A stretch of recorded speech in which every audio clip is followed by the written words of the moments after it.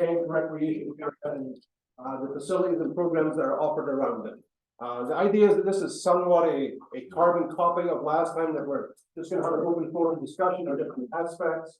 Again, like last time, with the goal of not necessarily resolving every detail or logistics or finances this evening, but to understand what are the needs and desires and wants of the community, you know, around the programs that are currently offered, as well as what does the next 20 years look like, what is the next 30 years like, what's the next 50 years of this area look like.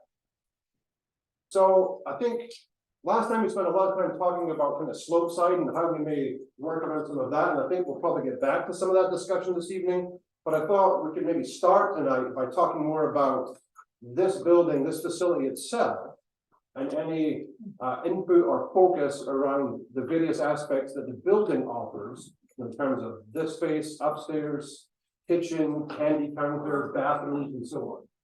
So with that, we'll just roll right into it. And does anyone have any thoughts or discussions on this building? Go right ahead, Chris. Hi, Casey. Good project. So I don't know, I wasn't here at the last one, I'm sorry I couldn't make it.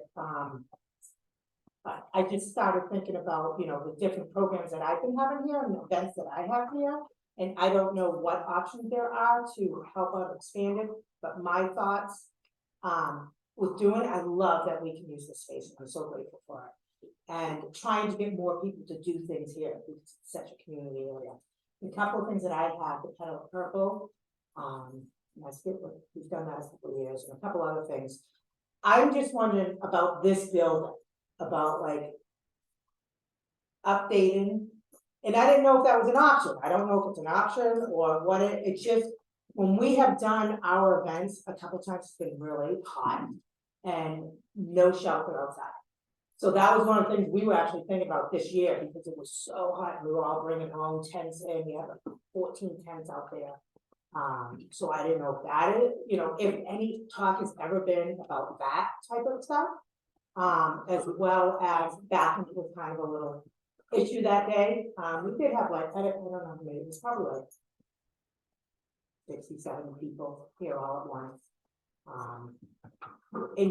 It's, again, I don't ever want to see like I'm not grateful, but like updated. Yeah, like that's just, and I never want to see like I'm ungrateful about anything, because I'm so grateful for what we have here. But I've been to other communities where you go and there's this beautiful rec center, and it's, I mean, I don't need anything gorgeous, but just if we're talking long term, starting to build that up and making it look like a real, you know, nicer community place.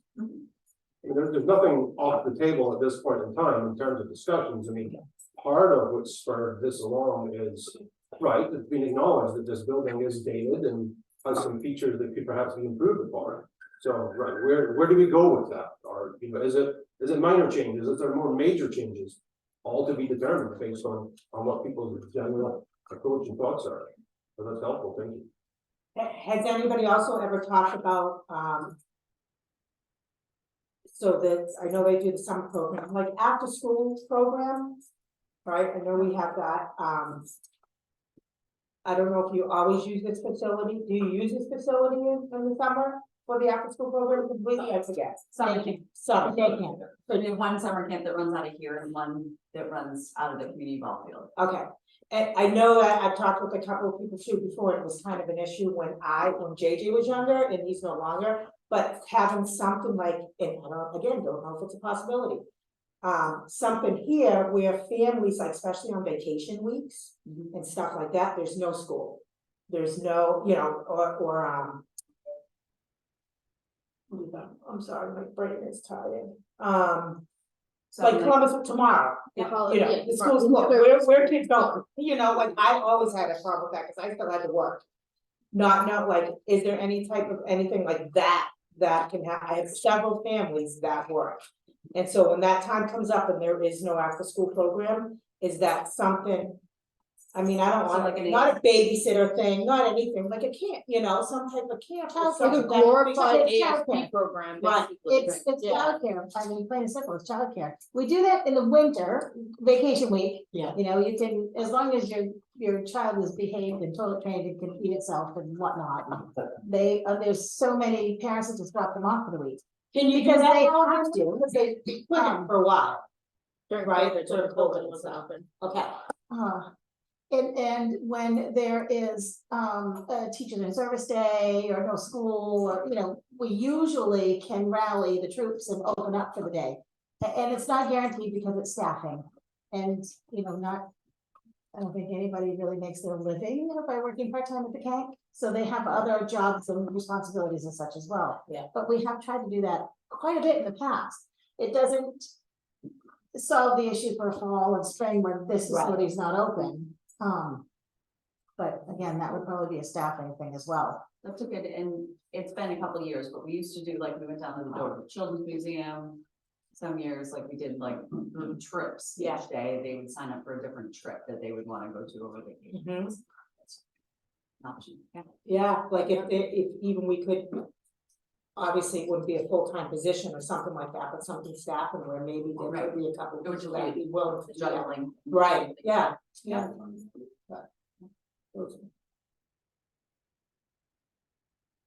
And we have, just so you know, we have talked about some sort of an outdoor pavilion Oh, type thing. yeah, That can be used for like during day camp for shelter from the rain when it's still warm out, but they want, or keeping the sun off them while they eat lunch, etc. And then also trying to make it something we can use as an ice rink in the winter, covered ice rink in the winter. Yeah, that would be awesome. so yeah, we're Okay, great minds. Think alike. all right. I like the idea of thinking kind of long term, obviously there's the thoughts behind the building long term, right? I heard some stuff in the spring about this building being expanded. But I'm glad, one of the thoughts I've had in the summertime specifically, when the kids are out of school, sometimes it feels like this space is sort of, during it feels kind of like I never know when to come here. And I wonder if we're gonna think long term, what are ways that, we can have shield space be open, even though camps are going on here. Whether that's out of town people or in town people who just don't have their kids in camp. As well as like using the hill, or if someone wants to hike up, I don't know all the rules. It feels like It's It feels like I'm breaking the rules if I hack up. You are. Honestly. Okay, and so. Oh, you are. That's right. Yeah. That's right. It's, state camp you have to look at the same way as school. It has to be a safe facility. So we can't let you go just to wander the hallways or, go out back and start playing on the field while school's in session. Same way we can't let you hike up the hill or play basketball while camp is in session. Does that make sense? Yeah, I think the thought was, what if We those two can't, things no. were able to happen at once? Space for one, if it's raining, if it's not great weather, if it's hotter than Hades outside and we gotta feed everybody lunch, we're not fitting.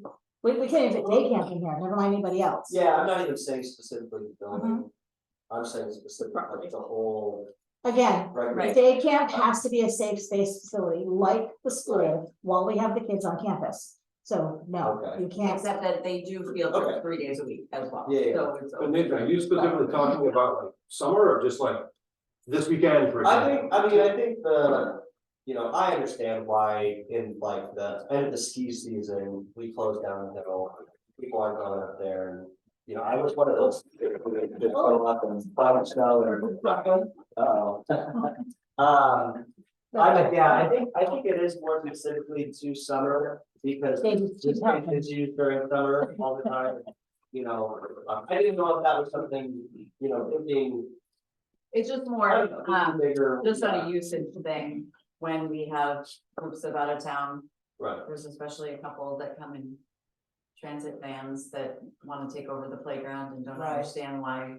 And if Yeah. our kids are on the playground and we don't know these people and, if you have JJ coming home and saying like, Mom, it was weird, this weird group of people, so it's gotta be all or none. We can't be like, Okay. yeah, we can let Nathan do that, but we can't let this Right, guy no, just. I come in and understand say why. anything. I didn't know if there was, if there was the space or not, or I was just trying to think big and long term. But if there's not the space, there's not the space, I mean, Sarah did point out that, was it 3 days a week? Right, when we're on a field trip, yeah.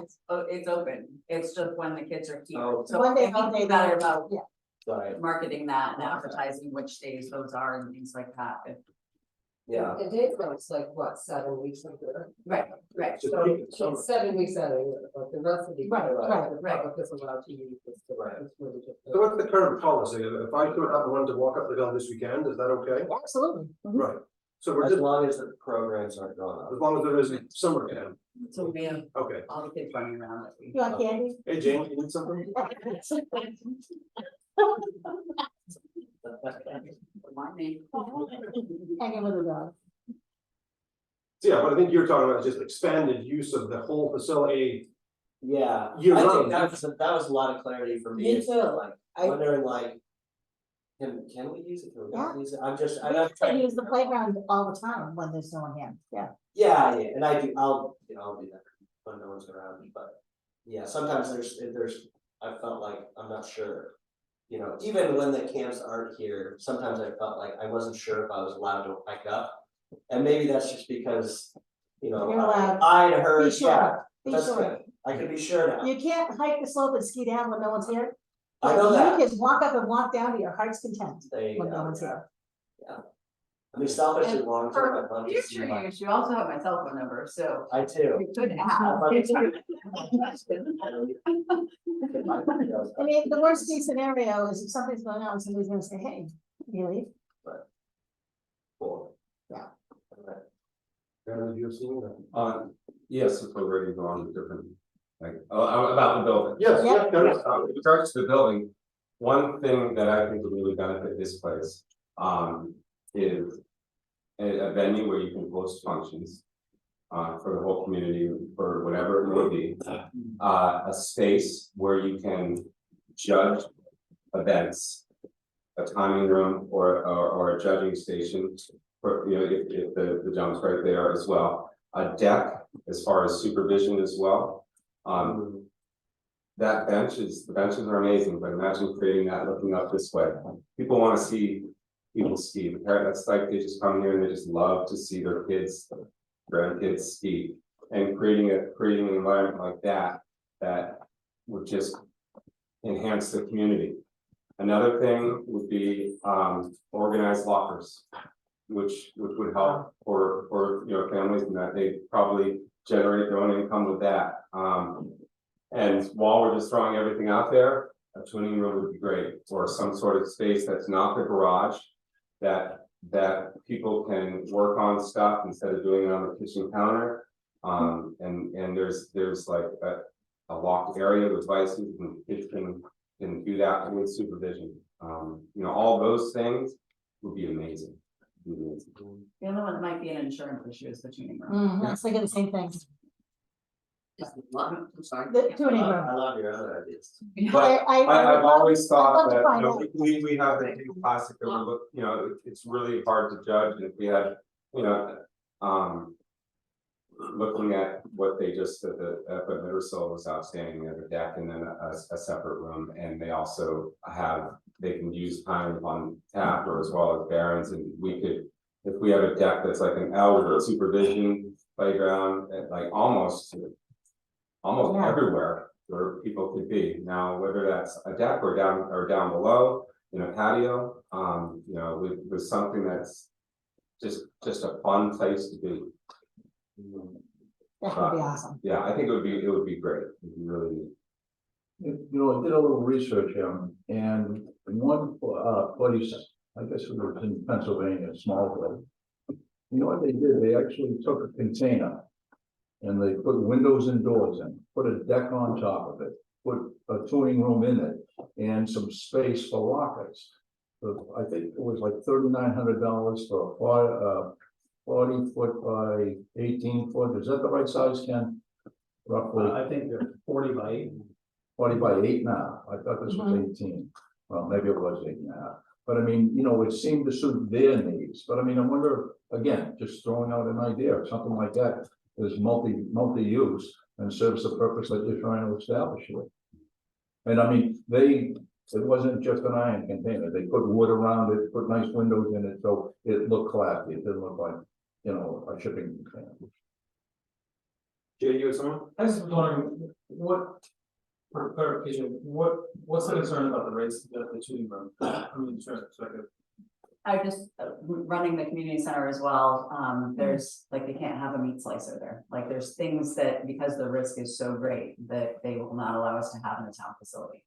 I mean, the tuning room is Yeah. like some wax irons and a couple of files, and you get hands. for the most part. But you were talking about like hard mounting stuff in I the, was talking about okay, workbench. Just like, it's like a workbench with a couple of bicycles. Just everything we do on that counter or bench well. or out there, like there's. Right, so that's the other part of it, you as the ski team coach can do that, Right. legally, we're not supposed to be doing it for free Mhm. equipment. I realize that. Okay, so that's the other insurance part of it, is Right. that, The kids can do it themselves, right, don't they? Yeah. Don't they? When we give away equipment, you have to sign a paper saying you will take that to a professional and have it assessed. Yeah, I right, mean, that's Yeah.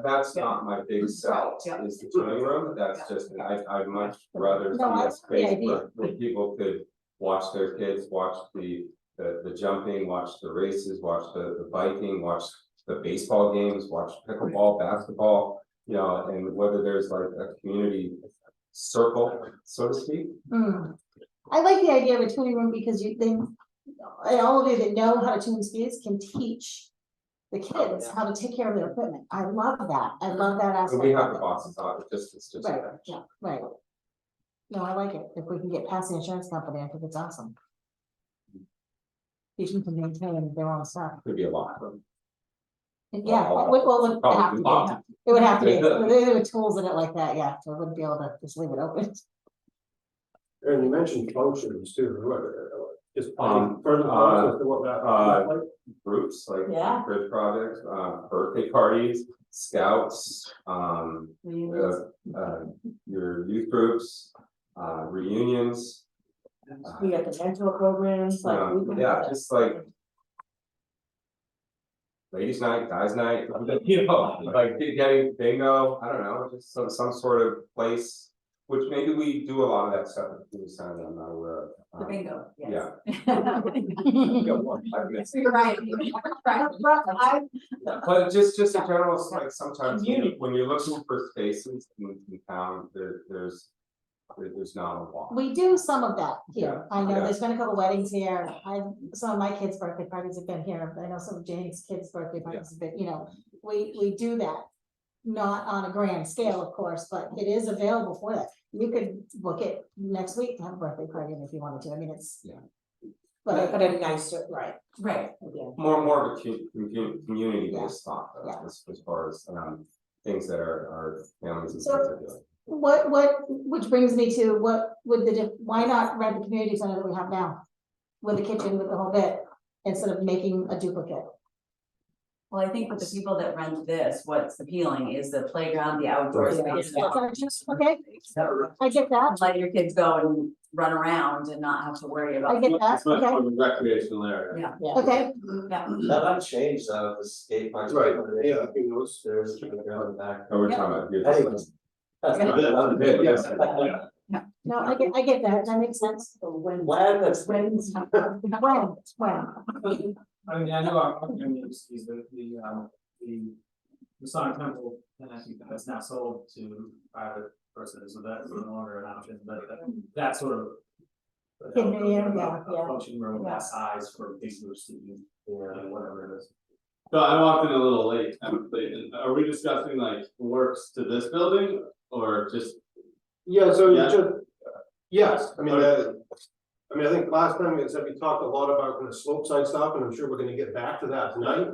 But yeah, we thought we'd just start tonight's focus on, is there appetite, desires, needs that revolve around this facility, which obviously plays into all of that at some point in time. And where, because there is remedial work has to happen on this building. I think part of the question is it patch and repair and carry on as is? Is there an appetite to do something different, something bigger or slightly different, to be determined? So yeah, it's kind of, we're just starting the discussion on that. So I had some thoughts after last meeting about like, there was a lot of talk about new building, or this building and then summer program stuff and winter program stuff, and when you start to think about it, or when I started to think about it, the summer program, I think you said is 7 weeks, Yes, which is 5 days a week, which is 35 days out of there, right? And then the winter program is 13 weeks, 7 days a week, Yep. some nights and everything, so that's like, what, 90 something days? And then there's a lot of time in between where nothing's happening, which I think is part of what we were discussing here, is like some other youth stuff, so it's sort of.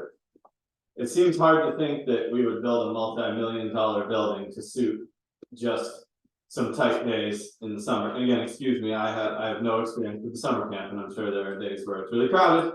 But we're also talking about 35 days a year, and you guys said you go on field trips 3 weeks at the time. So it kind of seemed like a couple bathrooms, yeah. That might make sense to add a couple bathrooms on. Changing was a big issue, and so changing rooms aren't hardly anything, right? That's just a little bit of space you need in divided rooms. You don't necessarily have to change in a bathroom. And then we have a whole other floor here. Do you guys use that in the summer program? And to Aaron's point, it's sort of when you're up there, you feel like you're kind of crowded into this little space. If you could open it up with some more windows and a deck. You got some summer space to use to spread out a little bit if you are serving lunch or whatever. I think the pavilion's a great idea, summer and winter reasons.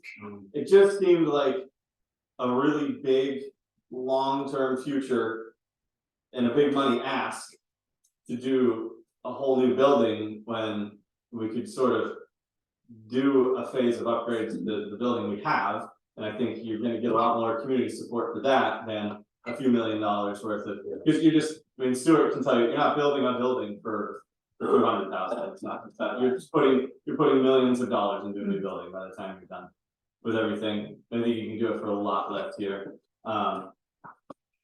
So for me, as a builder and as a user of the community stuff here, it seems to me using this building better makes a heck of a lot more sense, and that you can get a lot further for your money to do so. And also we could probably get into more of that thing where, hey, this group of people is willing to come in and redo the floor, or build a deck or something like that, where when you get into a brand new building, it's something that's gonna be a lot harder to achieve. So that was my sort of rough thoughts on the whole. The best approach, like to actually start getting somewhere making improvements. I know for winter it would be nice to have a little more space to use and spread out and make a little more comfort for people to watch, like Aaron was saying. And then obviously there's a lot of stuff for the summer program. We've got a few ski lockers, there's a wood stove in here that doesn't get used anymore, maybe choking things up. Stuart knows all about egress and things like that. Maybe we got a stairway in the middle of the kitchen here. Maybe there's a different egress we can achieve with a door and a deck upstairs. Instead of a stairway in our kitchen. There's a lot of, I think with a bit of time and walking around and a few people that know the use of the building well, I think we can make pretty good use of this place. Even a little entryway on front of this and pushing the kitchen back some. I think this building's a pretty good size if we use it better and add a few things to it.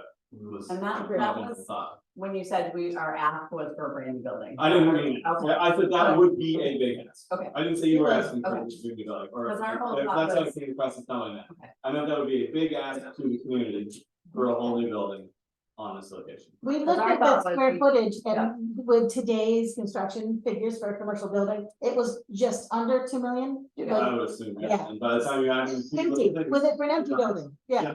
With So I think- so yeah, you're. I think for a lot less than that, you can do a lot to Right. this building. And that was our point, and Stuart's point was, we just wanted to know that what we're thinking this building needs to have happening in it is what the community is thinking it needs to have, so Yeah, it's not I think just us. I think that's a good approach, is to sort of start figuring out what we can do to this to make it Right. work well for both seasons. And that's where Stuart excels, like we come up with a list of Yeah. what we'd like, and he just says, hey, this is how I'm gonna make it. What about reclaiming, like the garage space? So that was Yeah. Something like that, maybe if there is gonna be a new building, have it be an outbuilding for storage of like storing equipment. And then have that usable for maybe the food room or locker room, and then if you need. There is quite a bit of room back there that is, sort of. Well, see, I'd love a redesign, I want the kitchen back here and. like, Yeah, storage. What if it's a good check? Grabbing that Exactly. space is gonna Yeah. be a lot easier to turn into. Whichever, yeah, whichever way you do it. And I Right. understand you know, a shed or an And then put outbuilding. it the attached pavilion, so we could serve right out into the pavilion, yeah. Although we would need to replace it, because that was composite is all baseball equipment, and that one's all ski stuff, so. Just need a Still need baseball that shed. stuff somewhere. Hey, I know a guy that can build one. Yeah. So we also have this garage over here in the corner. And what's living in that garage right now? That is the pump house. Ryan can speak to that. Yeah, so in that building, probably 30% of that building on the bottom is the pump room. The other 70% is race gates, and the snowmobile gets parked in there in the summertime, and then in the wintertime, it's used for just ski gates, basically. Is there space in there to move any of the stuff that we're storing over here over to there? I just haven't been. There's upstairs, but it's It's a pull down stairway. a pull down over there, and it's not really conducive to bringing things up and down. Right, it's not readily accessible for like baseball. There is storage up there that is usable, it's just, if you need things regularly, it probably wouldn't be ideal. I also have, you know, we spend a lot of time here skiing in the winter, and I felt largely that this building is adequate for the needs of the ski area most of the time. We have 3 nights in the year that it gets crowded in here, and that's the Kanc Classic middle school race, the Kanc Classic high school race, and the cardboard box race. And those are like the 3 big nights that parking's a problem and crowding's a problem, and you might have to wait 5 minutes to get into the bathroom, but I think it's normal when you're throwing big events at any venue, that you're sometimes have an outsized crowd for the venue that you have. And most of the time, I think that the size of this building is adequate for the needs of the ski area. I do think, obviously, there are improvements that could be made that could make the space a lot more usable. It would be helpful to open the upstairs to the kids again, that would double the space that we have for people to use, and then there's different ways that things could be reconfigured down here to be more user friendly, and maybe a handicap accessible door would be a good thing that we should be thinking about, since we do have people that come to these races that are in wheelchairs. The back door is, but like, it's the back. It's not always like Yeah, showing up. yeah, yeah. So, and then the only other thing that I just wanted to put out there after the discussion last week, and I know this $2 million number is just an estimate based on square footage and stuff, but I feel like it's from the ski area perspective. I like would be like really careful with any sort of like suggestion to the public that would be something that we would be. I don't considering anytime in the near future, you know, as it is, as we talked about last week, you know, our taxpayers are paying $80,000 a year to open this place to our community's kids just for the ski area part. And I just feel like it would be very easy to make people feel like we're asking way too much, and do you really need that? And so I feel like it's important that we're careful that we're running this place in a responsible and lean way from the skier perspective. I don't know anything about the summer camp and the needs of the summer camp. I know a lot about the ski area perspective because I spend a lot of time here, and so I would just feel like we need to be very careful about what we're putting out there in terms of what's being considered from the skier perspective, because I think that's a lot to ask when we're already, our community has been super supportive of the Kanc ski area. I think we have a ton of community support behind it, and I just wouldn't want to do anything that would damage that relationship or jeopardize it. Speaking of summer camp, I do have a letter or a list that, Elizabeth Drew, our summer camp director this year, didn't feel comfortable coming and speaking tonight and just lost a family member, but, if that's okay, if I do that. Yeah, go ahead. Okay. We need a water spigot outside the hut. The only water spigot we have right now is in the middle of the kitchen or on the dugouts. The floors inside are terrible, and trying to clean the floor takes forever. We talked about the raw concrete before. And I think Ken, you had mentioned that, the inside the, thank you, the rental shop has the poured surface that's over a concrete slab that does well with ski boots, so that might be a. It's rubber mats. Okay, Yeah, it's about 3/4 of them. okay, so there's different overlay options that we could use. There aren't enough bathrooms. It takes forever to have 40 kids use the bathroom and to change. And some of our young kids can't wait very long in lines when they have to go. Some of us old ones Yeah. can't.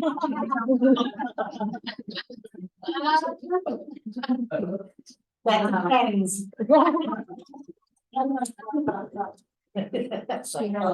She also mentioned the cubbies, but we are working with Mike Reardon to get some bigger, what we found with the size of, between ski boots and the kids' backpack nowadays are bigger than these were designed for. Probably 15 years ago now. The hut is very small, and when it rains, like it did all summer, it's very difficult to entertain all the kids and play games in the limited space. To help, there's not enough space when the table's up to be doing an indoor activity as well as play games, and very easily kids get upset if they don't have personal space, and when she's trying to deal with a kid one-on-one and it's a crowded muggy space like the summer was. So that was her comments. How many do you have average and then maximum for summer camp? We've had up to 80.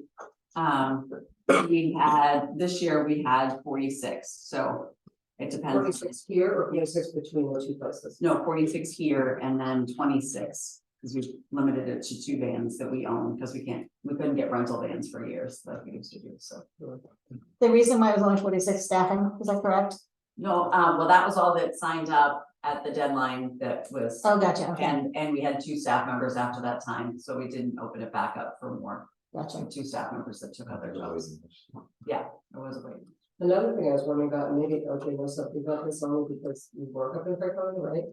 Is the Dow field? Well, I thought you did. Yeah. The Dow field, and they put up this like really nice pavilion Yeah. a few years ago. And I just wondered if anybody knew, like, how did they finance that?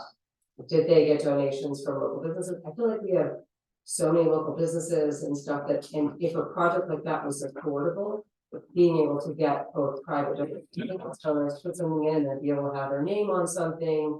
And then put up like a multi-use pavilion that could add space for, a number of activities in different seasons. I wonder if that might be a consideration for. That's our exact visual that we would Yeah. like to have up here. It seems like here, there's a few things on the table that are very achievable that would help with both seasons, like that pavilion seems very achievable. There's not a lot of engineering or design or complexity to a building like that. And then someone brought up last week, it sounds cheesy, but the trailer bathrooms, like they had Highland Games or during like COVID years, or when a ski area does a remodel and their bathrooms are, they have to use mobile restrooms. That may be a good option for you guys for the summer camp to try for a year. I'm not saying a permanent solution, but it may be hard to get, to put 2 more bathrooms in here before next season. But in the summer, those are a lot easier to deal with than winter too, because you're not trying to keep them from freezing, because you run water to them. I'm sure you can get them connected to sewer here somewhere with Brian and Nate, or to the sewer line. And it may be a good option for you for something in the meantime. That's a little bit more design in addition to a building and infrastructure stuff with the bathrooms. But one of those trailers, I mean, you guys had them at Loon, right? There's some There's 4 units in one of those things. Yeah, they vary. 3 or 4. So that was like, I mean, you could triple your bathroom space. I don't know how expensive they are. That was the thing. I don't know if they're up for rent from somewhere, or if it gets you through a season. I'm sure they're expensive, but an option to look into anyway, because it seems. I Googled it, the Yeah. price of some of them, and It seems maybe hard to get done before next summer, but we don't have new bathrooms. So it's just as like a 7-week rental. Someone that said Loon owns some and maybe would consider renting them if they're not using them in the summer. I don't know what events they use them for or what, so that may be someone to reach out to see about. Anyway, I don't know the cost of them. These bathrooms big enough to, I mean, these are pretty big bathrooms, are they big enough to make 2 bathrooms in that one space? I don't think so. Not for ADA. No. They have to be one. You could- You have to have one, you have to have, in a space like this, would you need 1 ADA? Yeah, So, and well, it depends on. Yes, depends how big, the in building. theory, right, if the building get bigger and there's more people here, there's a ratio you have to meet, so. I guess we're not gonna be increasing our numbers of users. At one point, we had 80, and now we're at 46. The Kanc, our numbers at school are not growing. Right. We don't have a lot of senior citizens or retired people coming here for summer camp, nor skiing here. And that's what our numbers are growing in town. But I don't think our usage numbers are going to be any bigger. If we make the footprint bigger and we all got more elbow room, yeah, but I'm just saying. Right. I think Use- for summer camp, though, we do have a huge population of the second homeowners that participate. Yeah, but it's still like that, up But as as far as like the the max. School numbers being reflective of. And we have 80 on a regular basis Yeah. on weekends, Yeah. so that Yeah. would probably be a Yeah. fair number. I think Jim touched on an interesting point earlier too, that. Right, so much of what we're talking about is a relatively short window in winter and a relatively short summer. Yeah. Too, I mean, outside of baseball in the spring, is there any other organized activities? I mean, I know there's pickleball now, Yes. but those numbers are small. But is there? Hey.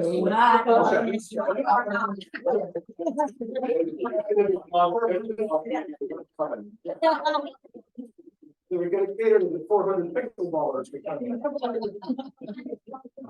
Awesome. We got 50 on the email list, so. I was gonna say, I think out of this, probably about half have played it at some point, I so. also will say, I have never in my life seen such good communication as the pickleball group.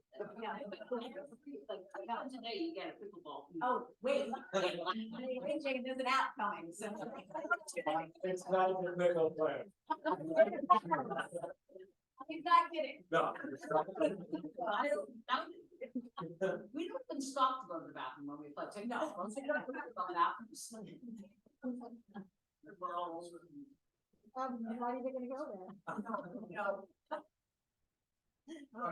But I guess where I was going with that, is there potential, I'm sure there's always potential, but for, hitting those shoulder seasons.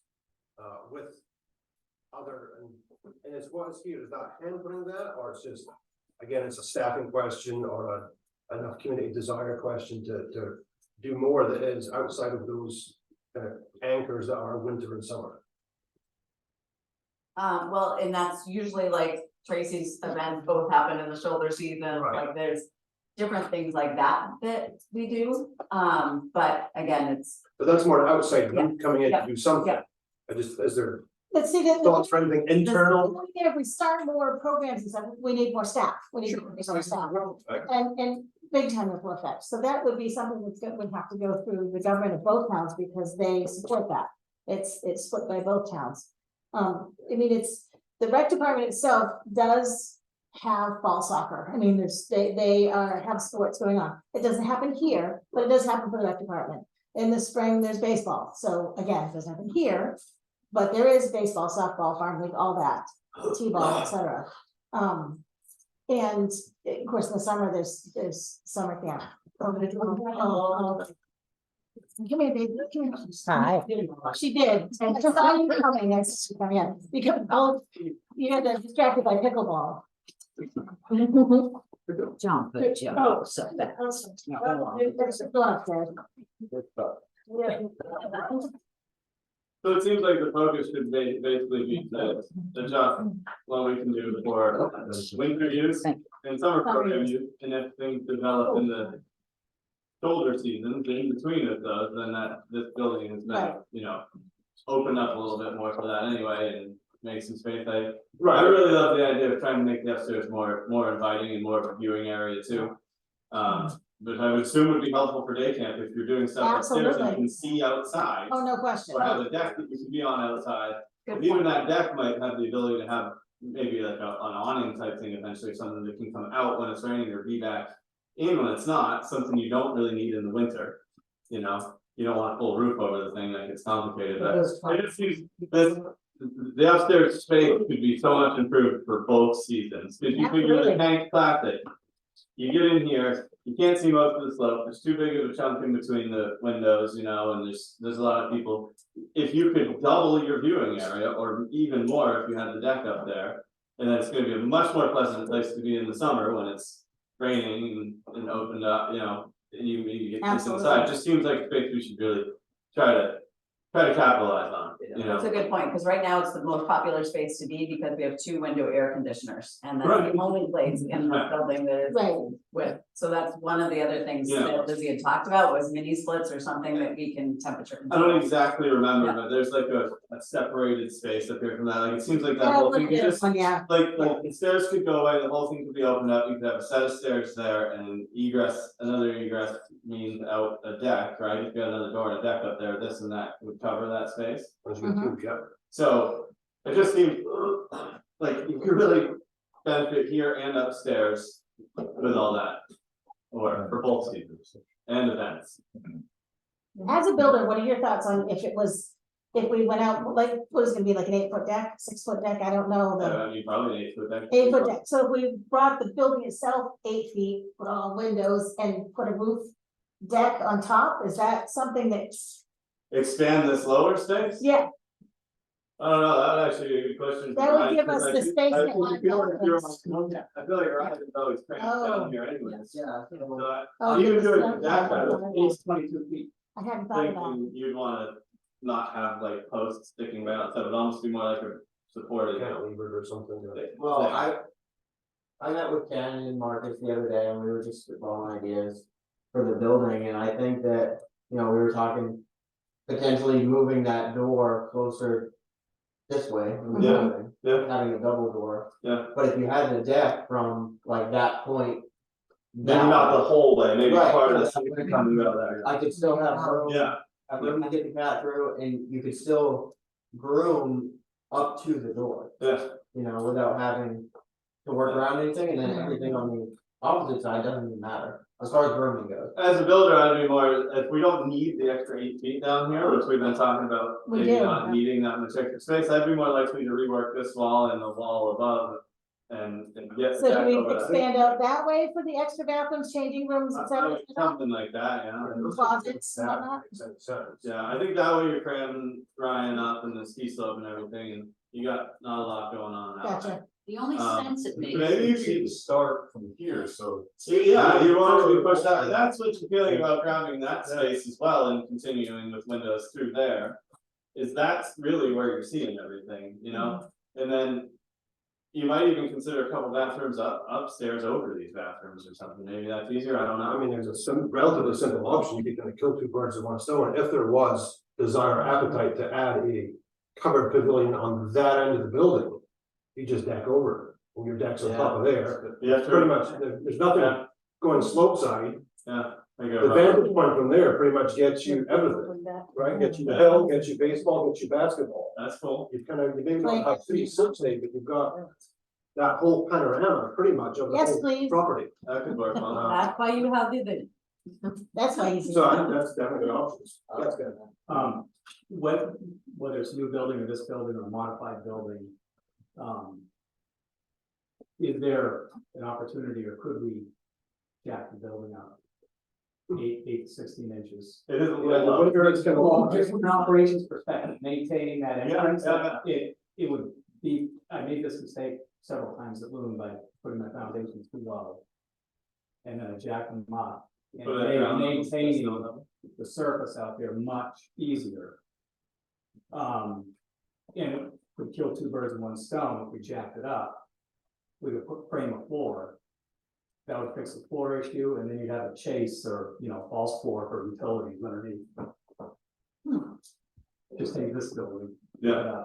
Yeah, I mean, obviously that gets a lot more complicated than that. Does the age of the concrete depend on Nope. how that would work? Does that matter? Because there's right around you can see the rebar coming through the concrete. I mean, the weight is already sitting Okay, so on it's the gonna outside, you know, so, you know, basically risk cracking or anything. jack it up, a row of blocks or 2 rows of blocks. Right, just be managing that. And then Summer months, cause you have to ramp it then for. it would have to be like 88, you know, you have a ramp for stairs, but we didn't have room, ramp for Right. stairs, and you can still maintain that snow surface right up to that ramp or that, you know, second step up. So you're not sliding down Right. into the building when we get the ice. Yeah. That's okay. And then, you know, then it would also keep the snow out here longer, if there was a thicker pad of snow right out here, it would stay longer into the spring. I also think it would make sense when, if Stuart is going to be designing or making a plan, to think of things in phases. I don't think. Maybe this isn't something that all of the stuff happens at once, so maybe when we're looking at. What we're gonna do here, like, is like the pavilion and the deck thing a phase, and this kitchen thing a phase, it's the, you know, maybe better viewing upstairs, like, the way you can do is a few different phases and prioritize what. Chunks we can do at a time. Yeah. Or is it something that you try to. Put out to bid and get the money to do all at once, I don't know. How does That depends how. Everyone thinks you It would can get depend on the money for price that, tag, or go get it, or if I think you it would want to depend on cut the the money. building down for that much time, or is it better to like. In those 2 seasons where there's not a lot of use, tackle a couple projects a year for the next. Few years. how would the money work? Like, is there like a capital reserve for this building? Like, set aside and how much money is in it, how much goes in it every year and. Right now, Paul can correct me if I'm wrong, but we're just establishing it, because this is like the last building of all of the property. Buildings to be worked on. And in setting up a fund, that's what instigated the meetings, is to say, like, we don't feel comfortable saying X amount of dollars. So right now, I think it's 40,000 to design and figure out what is the best option, and then to start funding towards that option. So, right, I just pulled it up, so right now, so proposed for next year's town meeting, so 2024 town meeting. In the capital reserves for this building alone is $40,000. There is no money for this building to update this building, other than that, essentially, that $40,000. Pavilion. We do have our own separate, project line for the covered structure, the pavilion. And that has, at the end of this year, when we put the money into the capital reserves, we'll have $45,000 in it. There's no money being proposed to go into it in 2024. Wait, excuse me, is there 45 in there now, and we propose to put another 40 in there? That's No. our call. No, I'm looking at the capital reserve that was approved at the 9/5 meeting, and you have 40,000 going into this building. Not this building, I'm talking about the pavilion. Yeah, the pavilion will have $45,000 at the end of this year in it. We put the money that is voted on in March of town meeting, we put that money into the capital reserves in December. So you vote on it in March, but it doesn't go into the bank account until December. So in December, there will be $45,000 in that account. There is zero being proposed to go in at town meeting in 2024. So if you want to do something in the spring, you have $45,000. You have $45,000 to spend. What can't you build for? Well, it's nothing that would happen obviously next year. And it would depend on money. I mean, if we could do everything we're talking about for $100,000, we could get that voted on at town meeting without it being a huge strain on the taxpayers. If we're talking $800,000, well, then that's a whole other story. That would have to be financed over however many years or bonded, depending on the need. And it doesn't, might be able to get developers or business people to donate to it too, which would help subsidize them. I agree. However, being a municipality, we still have to grow the program for all of it. If we have an $800,000 budget and we have $400,000 worth of in-kind donations promised from, we still have to budget the 800. The whole thing with it is You know, what you're doing here tonight. Mhm. You know, you see the need, you put a dollar sign on it, and if you don't have enough, you have the ability to between now and budget season, you can increase either the CIP or the selectmen can, or the budget committee can, or you can do it on town floor. So once you identify what those costs are, then you can decide if you need more now or later or whatever, to do whatever Jim's saying. It'd be helpful also to like, prioritize, like when you're planning stuff. Then sit down and say what things are the most important for function, prioritize and then have like the dollar sign on each one of those, so you know kind of. How much money you need to start which projects and which one are gonna go first and. Yeah, I think there's a two schools of thought, right? It's either that kind of phased chip away at a little bit at a time. So yeah, it might be you know, little things over the next 5 years are, right, is there appetite or desire or, you know, tax base to say, right, throw $1 million in the water and see what happens. And try and get it all done at once. I mean, inherently, it's more efficient to do it at once, but to your earlier point, right, there may not be enough support for that. So I think it's just, I think that's part of this exercise, is to trying to understand, right, what's the vision, we'll call it, what's the vision? And then is that vision easily broken down into different pieces that could be, you know, next year, the year after that, which would then lend itself to an easier perhaps path to the finances.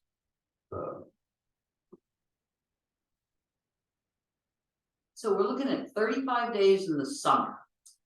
We're looking at 9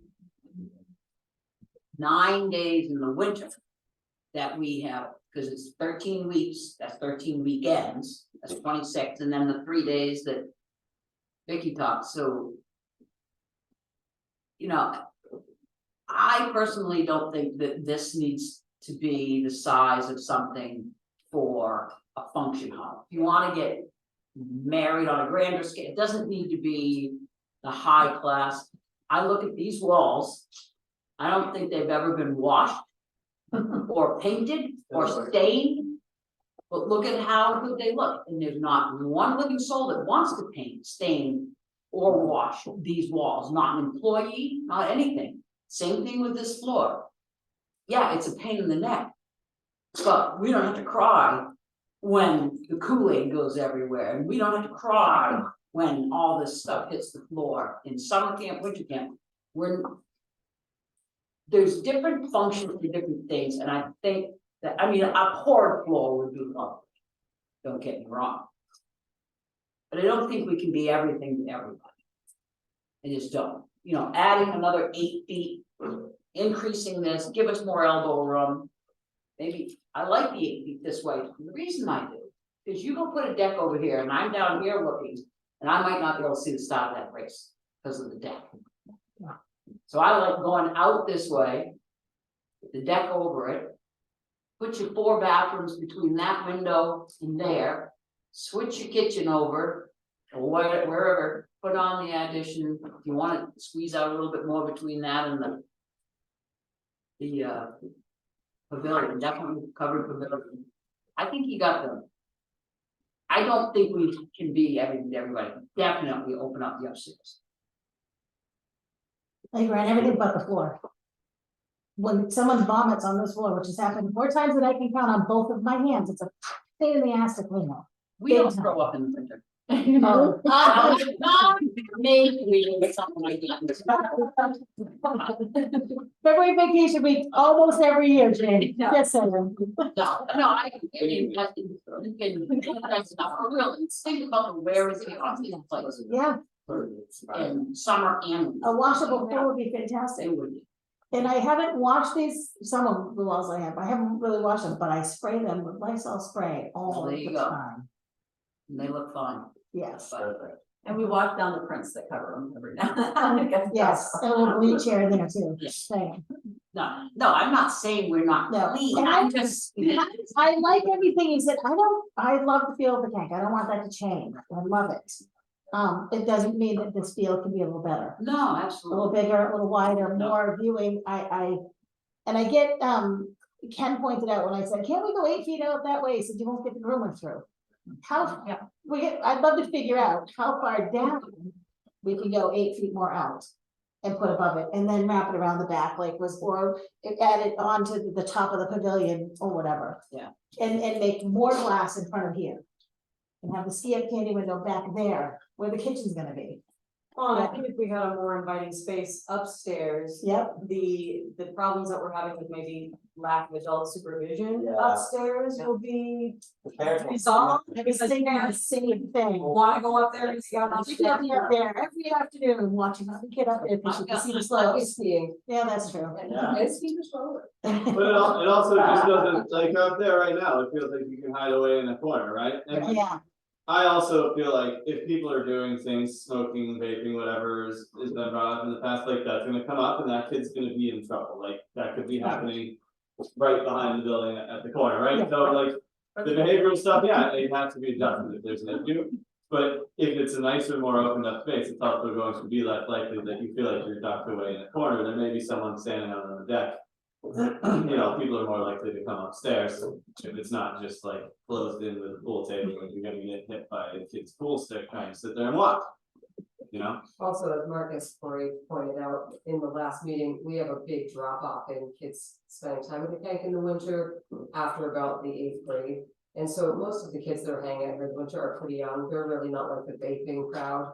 But So, we are trying to encourage, if we can get that. Yes. open, why don't we go Yes. 70, we are, and weekend afternoons are especially popular with the older kids and the high school kids, because the crowds at Loon get annoying and the kids like to sleep in, and so we do get a lot of kids on the weekend afternoons that are older, but still, like, I think it's mostly young kids. I was gonna, I mean, If you're gonna vape, you're vaping on purpose. well, That's not weird. they're like the older crowd, you know, over the last year and a half, made a transition with the youth group to the older kids, but a huge difference in one, providing a fun space that adults want to be a part of. It's funny because like middle schoolers just want to be like high schoolers, and high schoolers just want to be adults, and they just want to have freedom. And so like if adults find that space welcoming, Enlightening high school kids are. high school kids are just gonna wanna, they just wanna be treated like adults. I think that would heavily encourage high school kids to be around, because it's like, I mean, a bunch of high school kids sit around our youth group and do homework. Like if they had a cool place to do homework, which that would be a good, right now, it's, yeah. With a steady stream of candy. Yeah. They either, that's. No candy upstairs, come on. It's not, I mean, it's not like a recreation area, so if you got a kid that doesn't like to, not a diehard skier that skis all day, you got a space to goof around for a little bit and get warm. And then maybe you end up back on the slope when you're bored with, you know, messing around upstairs or something. I think it just, it opens it up to be more of a welcoming, fun environment for kids and adults. And adults are the people that get the kids here, and if it's better for the adults, you're gonna have more use for the kids. Yeah. You know? Something I said, I think it was talking to me, I don't think it was here last time, but I was at Merlin's, they had the pool tables there, I don't know, I think it was last year maybe. And I'm sitting there chit chatting with a friend of mine and I hear behind me, no, Kanc rules, these are Kanc rules. And I'm like, that is awesome, our local kids that are now adults are playing pool and talking about Kanc rules on the pool table. And I want more of that, I wanna see more of that, because there are specific pool rules for the Kanc versus everywhere else, so. Was there, if you know, you know, I was just saying. So we've been going for about an hour on the building itself, but would it be a fair summary or assumption from this group that's here that there doesn't seem to be any real appetite to flatten this and put in something different, that some type of incremental change would be good if we can accommodate, and Aaron had a great list of items, if we can accommodate some of that in the process, that would certainly be appealing, and I guess that how that's financially structured to be determined over time. I'd also like to propose that we try between now and ski season to do some improvements that don't require a lot of money, that could benefit, you know, like get to using the upstairs again, get a little better viewing space and a little better use in here, some kitchen stuff that you guys say is needed in this. I mean, you can do some stuff in this space that doesn't cost a lot of money that sure can help, you know. And just, because again, we're gonna go through another ski season, and there's gonna be another summer program, and this stuff takes time to get all organized. So I think a short list of things we could do to make some improvements coming into ski season to make it moving back towards what it felt like when we were kids, where it was like you go upstairs if you want to go upstairs, and you know, just head in that direction a little bit without jumping right into moving the kitchen over there, or we can't use the upstairs until we got a bunch of windows or something like that. So I'd like to propose that we try to head in that direction as well for this winter. And start making some of those smaller moves. If it's add a window or move a window or need more tables or get a wood stove out of the way. Ryan, do you guys use that or I use it for snow. That's what I was asking, because I don't want to be like, you should get rid of that thing, but it's something in the middle of the room that we don't use when anyone's around. I don't know if we use it because it's cozy and comfortable, or because it warms it way better than the Renai and we need, or if we're trying to save money on oil or whatever. But if it's something that doesn't get used a lot, I mean, if that's not there, there's a lot of space, and I'm not saying that's the only thing changing here, just throwing things around. Yeah, no, Ken can attest to this, but, when your gloves are soaked. Yeah. Nothing dries them faster than that. Yeah. Okay, any, I'm sorry, Kelsey. go Mine ahead. was not building related, mine was more of staffing, and how it always seems like there's a staffing shortage, but. And I don't know, maybe it is advertising, I just don't see it or don't look in the right spot, but is there ever an advertisement for a building head attendant that would work here, or a co-operator? I just never seen a posting for it, so I don't know if that's something that can be added and maybe you'll find for people.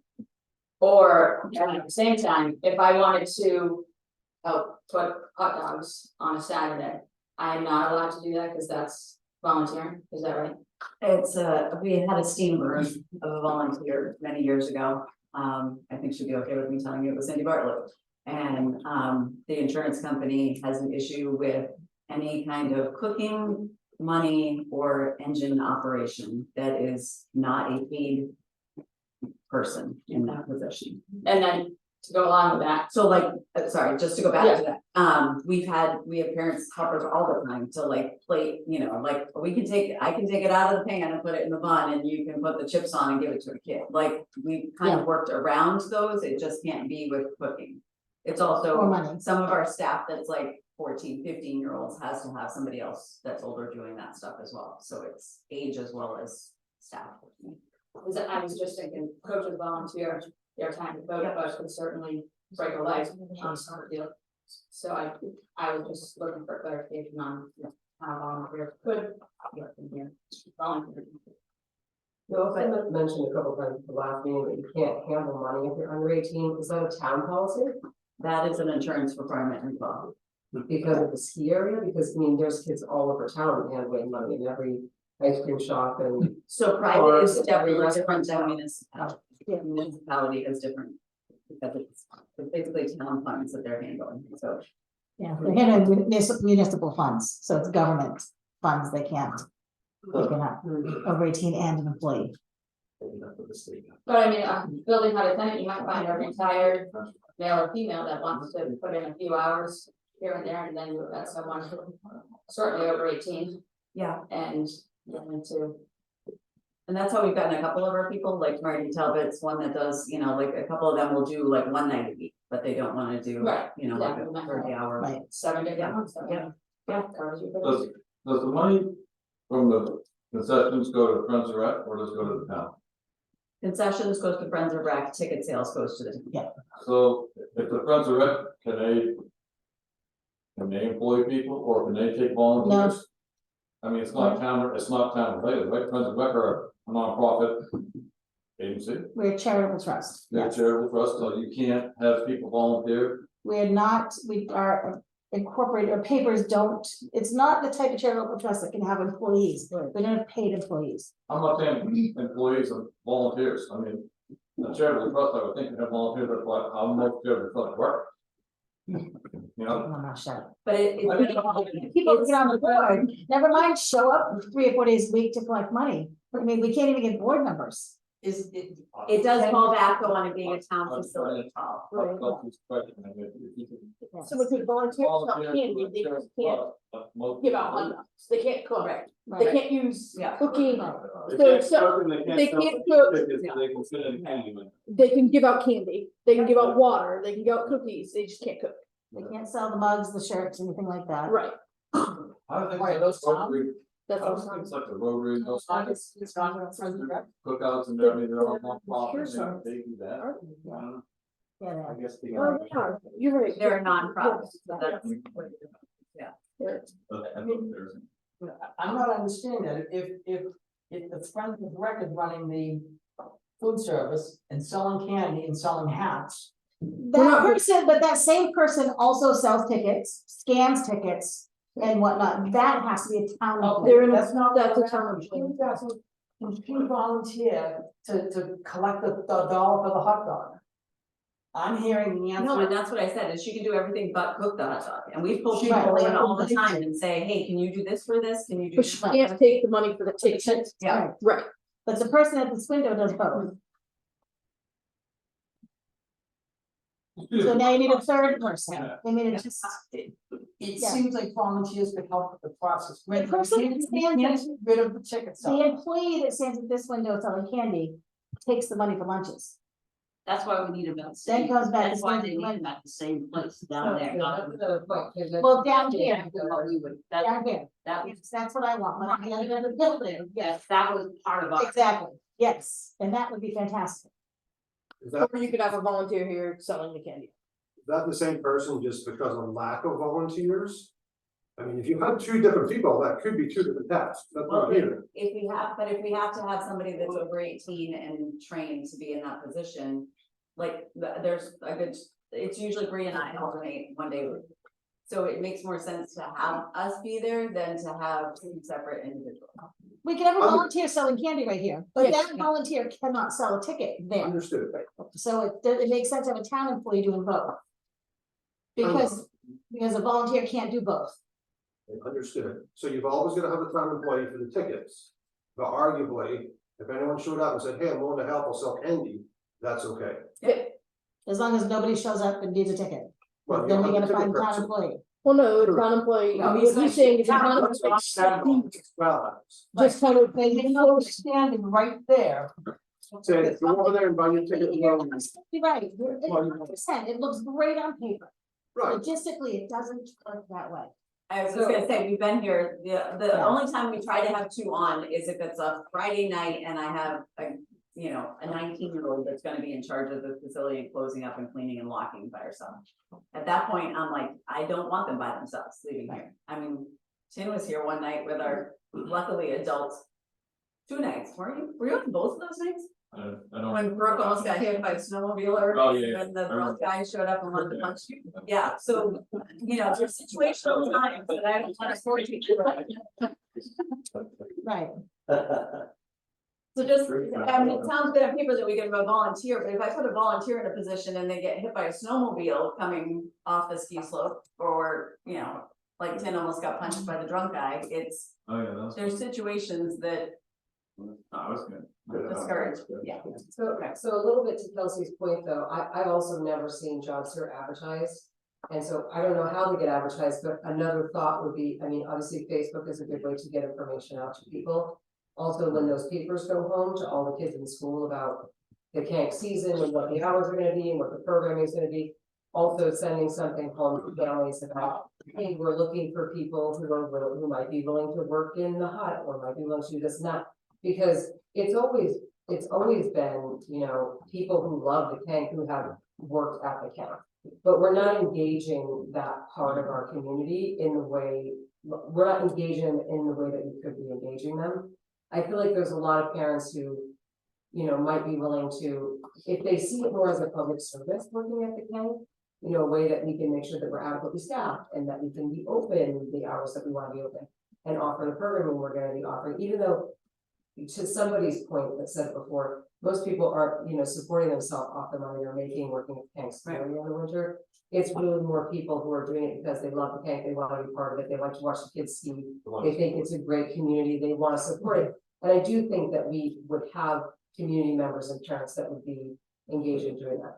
I also think along the lines of like being careful what we're asking the community for and trying to be responsible about running the Kanc in the leanest way that we can. Being cognizant of how we're staffing, it's important too. And not to get into the candy winter discussion at all, but we have to condense where people are working. I mean, we just don't need somebody there and somebody over here after school. There's not enough people here for that. And if we can condense where we're doing all the food service, the candy, the ticket, and all that stuff into one area, wherever that is, it's gonna allow us to staff in a more lean way and not have as much of the staffing crunch as we've had. So when we redesign the building, we'll put them both together. Until then, I don't, I the just think kids that love the money is candy over window. here, so I think you're gonna be looking Yeah, at the much candy bigger window. costs. The kids love the candy window. No way. Let's forget that. So, two things I wanna point out. One is, for those that weren't here last week, just to clarify, the operations at the Kanc are split by both towns. The capital at the Kanc is the town of Lincoln only. Because we get all the revenue, Woodstock doesn't get any of the revenue, they just pay half of the programming. But all the capital improvements are on the town of Lincoln, which is fine, I just want to point that out. The other thing is, a lot of talk on the winter program, it's the only program that costs us money. The summer program pays for itself, but actually it raises, it makes money, It helps offset the deficit of the winter. It does, the summer definitely augments the way it offsets the deficit, thank you, so. Just wanted that out there. I know that, this past year I saw the out of town prices went up a decent amount. What did that do? What did that do from the budget side? I mean, did that help offset it a lot, or did you see much less out of towners coming You in? mean on the summer program? No, the winter program. The day tickets were. Oh, gotcha, yeah, It seemed like double. yeah. Did you see that make any sizable difference or not really? Not at this point, we've made, so our budget cycle starts in January, and so we haven't received the money for this year's that will offset that to make Okay, Right, our. I wasn't sure if that did years, but something, Yeah, because I've always thought the prices were maybe, really. maybe we'll tell you. Anyways, I know. I was curious if that yeah. worked, you know. And that ticket, the raise in the ticket prices is a result of, every year the budget committee, comes up with, we need to generate more revenue, which I think we've determined at these meetings that is not important to our residents and taxpayers. As the budget committee seemed to think it was. So we raised the out of town rates, but not the local rates, because y'all are supporting this place with the tax dollars anyway. And that rate goes to any taxpayer in the town of Lincoln, or a resident, anyone that's renting or living here. So the second homeowners all also get that rate. It's just the folks that don't own property in Lincoln or Woodstock. So you're not seeing that significant jump that you would. Right. because most of them are property owners getting. Right.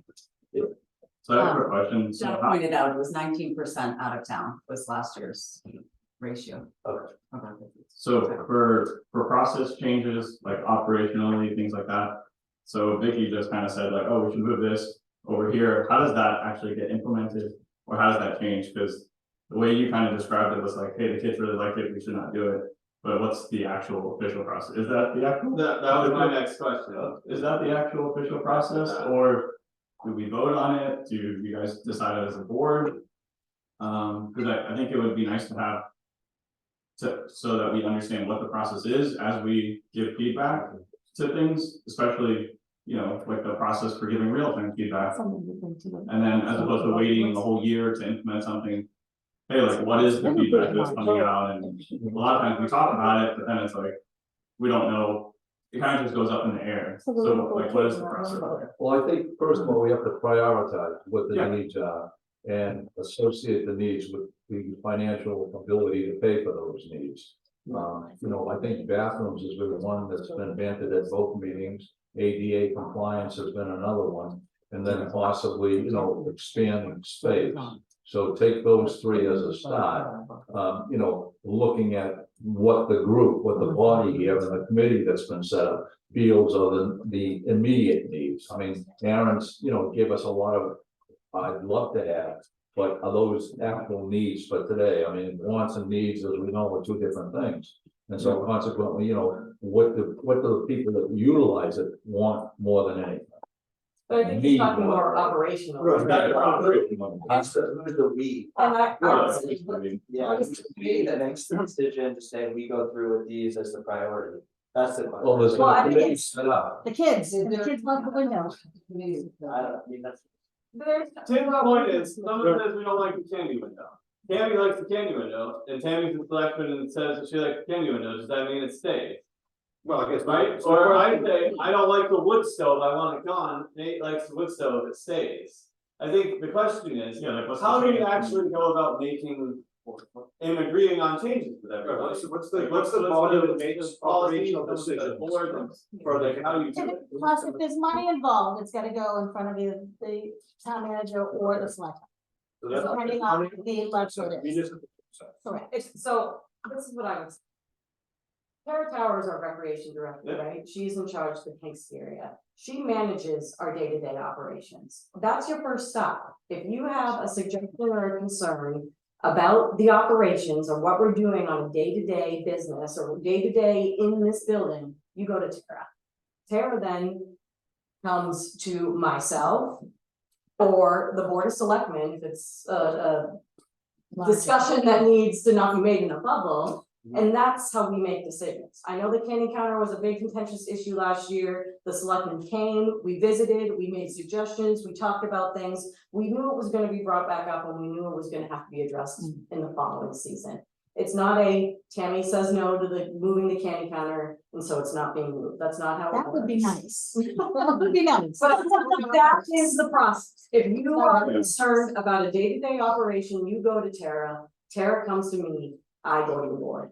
Okay, That's the only thing I would add to that is if you don't agree with the answer, you always have the option to go to your selectman or your town manager as well. So let's just focus on one specific thing. I mean, there's different opinions. Under the direction of Kareem. And those people don't want to talk about it, but there's different opinions in the candy.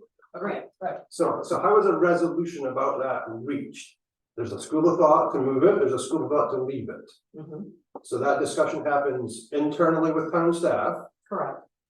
As a decision made at that level? Or is it then, does town staff say, I don't want this, I'm kicking it to the select board? I think it could go either way, Stuart. I think Okay. it depends on I think it could go either. I think if you don't like the answer, like Tara had said, if you don't like the answer Tara gives you, you come to me or the Board of Selectmen. If we make a decision collectively, if Tara comes to me and I say, I think it's fine, then that's how it stays. And if you have an issue with it, then you come to the Board of Selectmen and say, I don't like the decision that the town manager and the rec director made. That's kind of the chain. It's Tara, me, Selectmen. And we don't like to make decisions in a bubble. We like to have discussions and we like to, you know, we like to have. We came in after the candy counter issue last summer. And we said, okay, I didn't disagree with you, Vicky. I thought it looked congested. I thought it looked unwelcoming. We said, what can we do immediately to change that? We brought some couches down. We tried to do some minimal things that we could do just to try to, I don't want to say make it resolve, but just to take steps to we heard you, we understand that things are changing and maybe need to evolve, but. And then we see a kid could take their skis off, come in and go, Granny, can I have 25 cents? And he takes it and goes outside and opens the window and spends it. And he comes back in to sit down. And when asked, why didn't you just go, oh, it's more fun to go out to the window. Okay, so. The kids, it's all about the kids. Candy counter. No, wait a minute, can I say that kids are adaptable, and if you take out the candy counter and move it back here, I guarantee you're gonna have 10% of kids, if that, say, "Oh, I have to go inside to get candy now, they're gonna get there, they don't care where the candy counter is. It's the adults that are making a big deal of a candy counter there, or a candy counter here, or wherever your kid is going, a kid's gonna get candy where they have to go down to the mobile to get candy. Truck down with their. You're not wrong, you are not wrong. So. I didn't know it was a big issue, but the reason I asked is. Yeah, thanks. So the reason I asked is because, like Jim was saying, hey, we should open up upstairs again, then we get more additional feedback about how upstairs is going. I'm curious, like, how does that get decided then? Because that's gonna be a new thing that hasn't happened in a while. So as we're going through that experience, well, how do we make decisions on that? So that's where my question was going, was as we're opening things up, allowing new things to happen, there's gonna be, you know, cracks in the whatever you're doing. Things that and work figure and out- don't. Yeah, it's a work in process. So then it's like, okay, well, what I heard there with the candy counter, I didn't understand how the decision was made. So I was like, well, how's the next decision gonna be made upstairs, or how's the next Same way. decision? Yeah. Yeah, so that's where I was going. So that's my other point that I've come to the board several times with it. That doesn't have to be the model of how the Kanc area runs. That's not the model of how the Kanc area ran historically. The Kanc Stereo was run by people in town who love the Kanc, spent a bunch of time here. We're super motivated to get it open every year and make it the best it could be. Coming together as a volunteer group of people, deciding on operations, finding people to staff it, talking about ways to make it better. Major donations from forward-thinking people in town, like Danny Grasso with the snowmaking, like Dave Dovelock with any number of improvements he made here. That's been the model historically. So the model wasn't the rec director runs the Kanc, and if you want to give feedback, you give it to the rec director, and then she'll talk to you, and then you'll talk to the board. This was a collaborative, community-based place that belonged to the community and took a lot of community input. And that's what we've been asking for your consideration on. And that's what we came to the board asking for consideration on.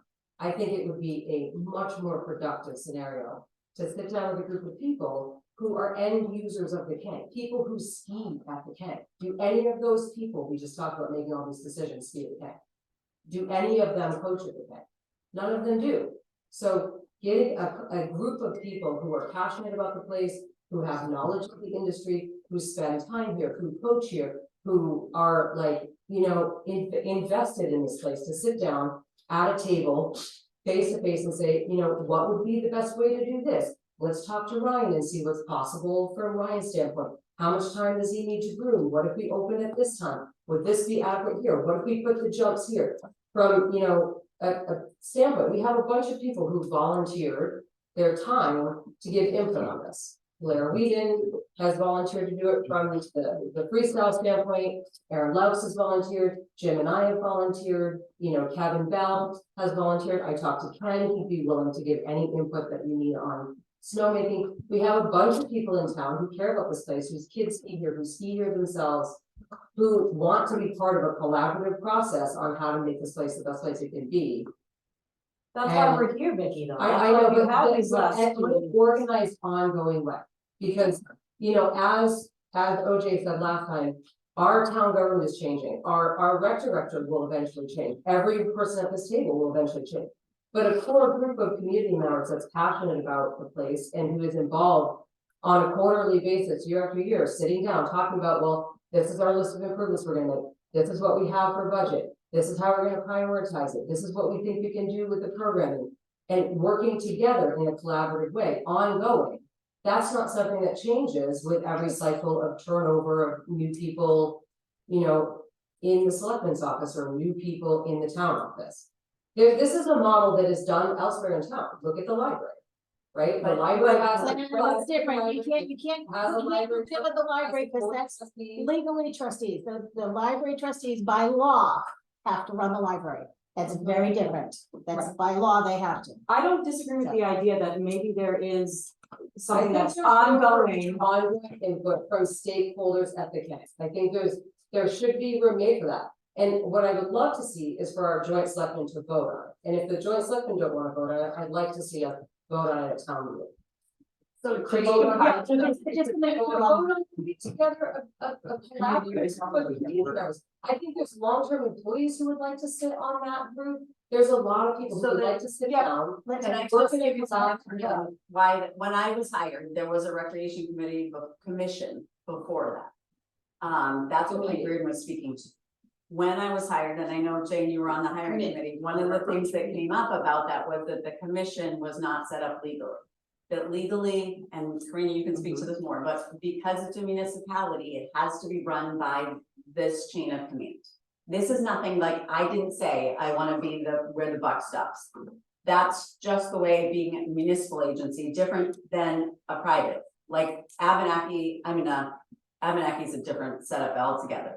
But Mount Eustace is a volunteer group that's set up that way. This being municipal run has regulations on how we can be run. And But there's no reason why the municipality can't agree that they're gonna set up a board and take feedback from the board. Feedback is advisory committee, yes, but not one that manages. Different, but functioning this way. That Sure, you but- have people who are invested in this place, who spend time here, who are knowledgeable about the industry, who are end users of the Kanc, who are coaches here, who sit down in a collaborative way and talk through these problems every year, and then advise our government agency on what we think should happen. It And would that's make something. your lives a lot easier. Right, I mean, you're not, you're not. I don't disagree with that. What I'm saying though is legally, the reason that's not allowed is because then it's a select group making tax dollars decisions that have not been elected. It could be, it could be advised. You can't make policies. You can't make policies and you can't decide how the money's spent. Right. I think to be advised. It's after you. I actually asked you to do, To just be able to use what we have here already in the best way we possibly can. I don't think anybody's asking me to spend town money. Well, no, but you talked about being involved in the budget process and what we spent our money on, and what we didn't spend our money on. Advertising subjects that would be through your. OJ, that's something. Yeah, I mean. There's municipal laws that we have to follow, but there's also, ways to do things that are broader, I think, in scope than we're allowing the discussion to get there. Take, for instance, the water committee that the town had. It was just like this. They had no authority, they had no budget, they had no, but they just met and provided. And we still didn't get water meters. And we still didn't get water They meters. provided advice on the town government. Public safety buildings, same thing. Was that Public safety buildings. The building. the building committee? Same thing. Public So, safety so services. we are moving in that direction. We started last year with the whole candy counter thing. And then moved into it this year. By this second meeting that we're having, just getting input. Now, we could formalize and say, okay, we're gonna, meet and get input. Every 6 months or once a year or every quarter, whatever we can schedule, we can get input from this. Again, it would be advisory, just like the building committee was, just like the water committee was, that it's still our budget. That actually, I think that it's still the budget committee's budget that goes before town meeting and gets voted on. It's still our employees who have the final say on policy. And I think the whole candy counter discussion was for me a real eye-opening. Number one, there were passionate people who were involved at this place on I would say a daily basis, but on an ongoing basis with kids here and volunteer and work here, on both sides of that issue. Okay, and my position on that, and I stated this very clearly, and I'll state it again, was that I don't think me or the select board should be micromanaging where a department head is gonna choose to put a candy counter any more than I'm gonna tell Ryan what tool to use when he's out digging the water line. Just dig the water line, however you think it should be done, that's the way to do it. We're not gonna micromanage, I'm not gonna micromanage to that level.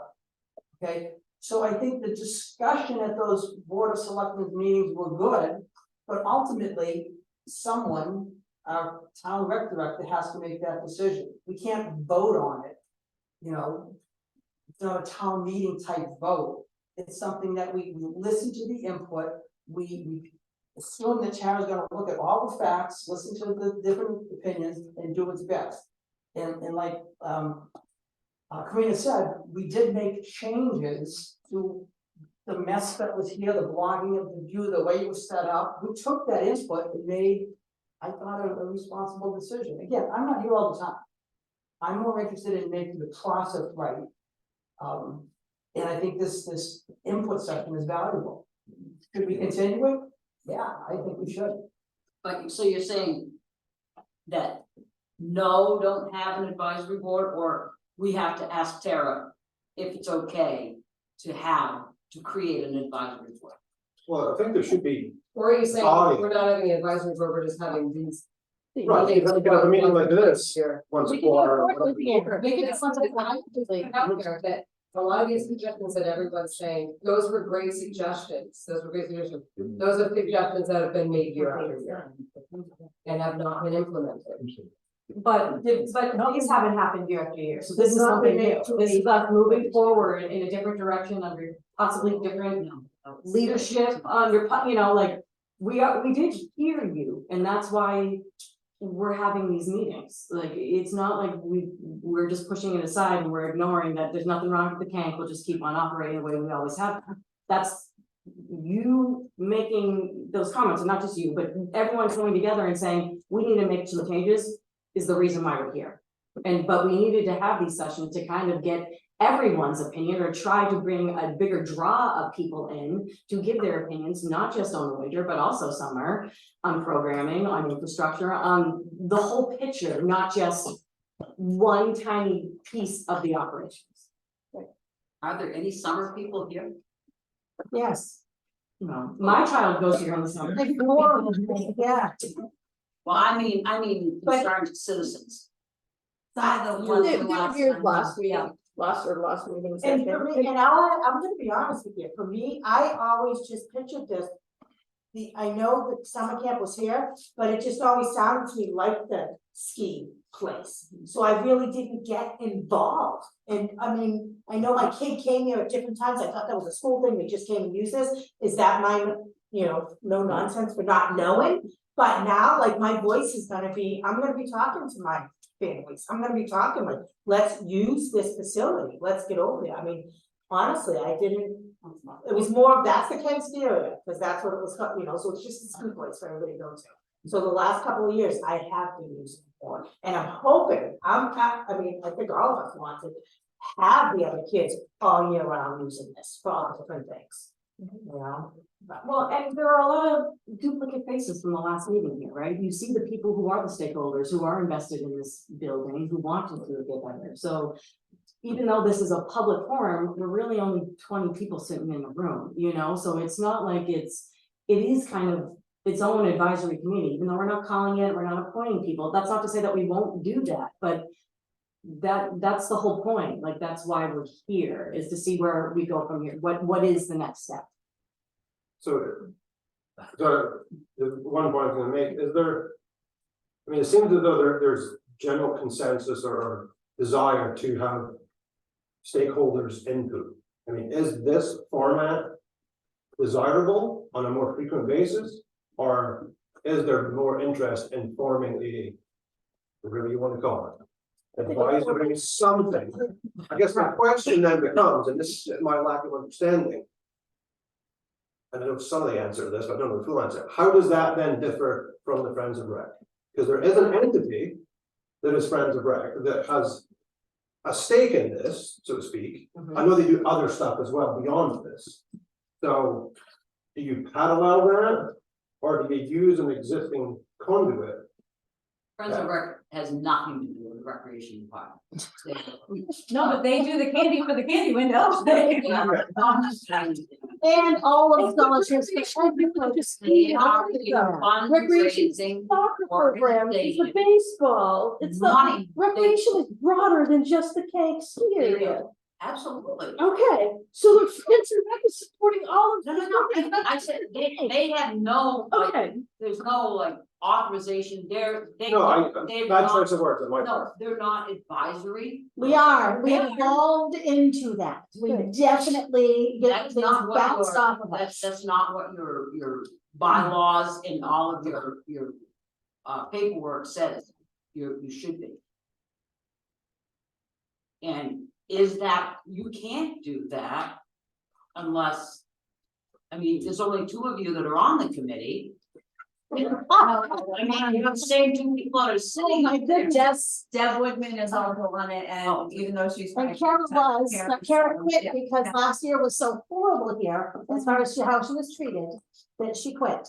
But she was an amazing part of our committee, and she was an amazing employee, and I'm sad to see her go. Out of curiosity, when are those meetings held and when are positions up for? Our annual meeting is usually in May. I do see that, it's on Facebook, I do see that.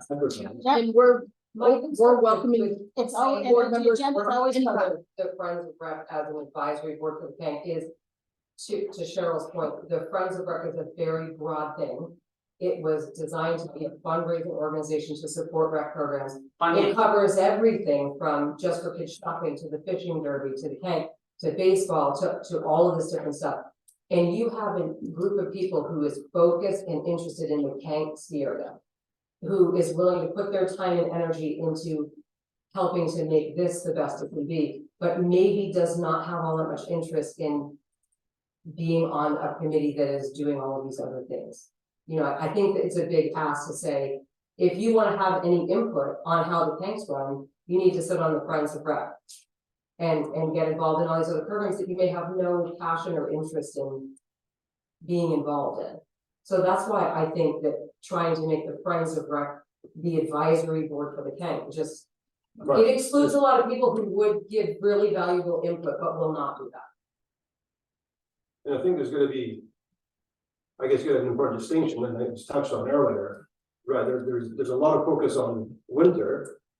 So I don't think, speaking for myself here, I guess, I don't think you want to splinter that into seasons, because that just becomes this unwieldy thing, and how do you actually do that? You've got a winter group saying this, a summer group saying this. I think that group would have to be all encompassing year round, like a global approaches to the Kanc 12 months a year. I would agree, Stuart. Otherwise, I think it's just gonna be too many moving parts. You'll have differing opinions, and then how do you deal with it? I think that group, if it exists, should arrive at a consensus, and then that's a recommendation to the rec department, the board of selectmen, etc. Aaron, go ahead. First of all, I think Friends Rec is awesome. In Britain, it benefited us a tremendous way. I feel like there's a tremendous amount of passion for the winter sports here. And I also feel like there could be a separate Friends of Snow Sports or whichever, that those people would be willing to put a lot of time in and talk about some of the things here.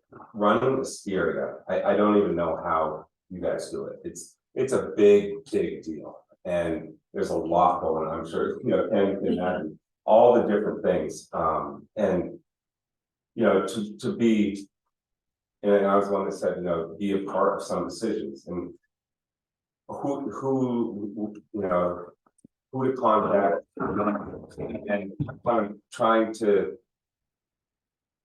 figure out who to ask, when to ask, and be a part of it instead of being told sometimes. And again, like I said in the last meeting, I'm very thankful for everything the town has done for the kids, the adults, and everything here. But I'll tell you that this ski area is something special, and it's different from a lot of programs. The other programs are equally as special, but they're different. It takes a lot more work to run the winter ski area than it does to do the baseball program or the soccer program for the whole town. And that shows in the budget too, as well. And if there was a snow sports committee, I'd be willing to be involved with it, or an advisory board, or a discussion, or a Zoom meeting, I don't know. And there's other people that might want to as well. And I think the people that run the mountain, they make the final decision, definitely. But it'd be nice to be asked for input sometimes. From an industry, from an industry perspective, we are the envy of every resort town having this. Oh, You travel around and you see it. I mean, you talk about this place. We are the envy of many towns. And it's not our building, it's our snowmaking, it's our infrastructure, it's all this one product. Yeah. All together. Yeah. I think Aaron put it really well, that the whole winter piece is a large discussion because it's so unique, is the word to have as a rec department, right? And I think the notion of a board of advisory is not to like throw you all aside.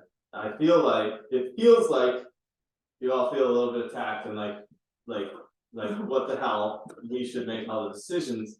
But the approach is more like, how can we help, I guess, and work together? Because it's a huge operation to run a ski area that, like you just said, you run an entire other recreation program.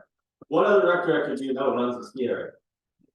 Wilbro struggled with their. Right. It's a huge thing, and we all want to see this work well. Yeah. And this isn't like it should feel less. It should feel less of like. It feels like, honest words. It feels like you feel threatened by having a panel of people, and I feel like that panel of people is looking to be helpful because this is hard to run and hard to do well. And we don't want to see it slip away because it's so hard. So it's not with I've heard a lot of history thrown around. Yeah. This is gonna be my 26th winter here, so I've been here for a lot of that history. And it does feel like the past couple seasons that we've been trying our best to meet everybody's needs, not just the loudest needs.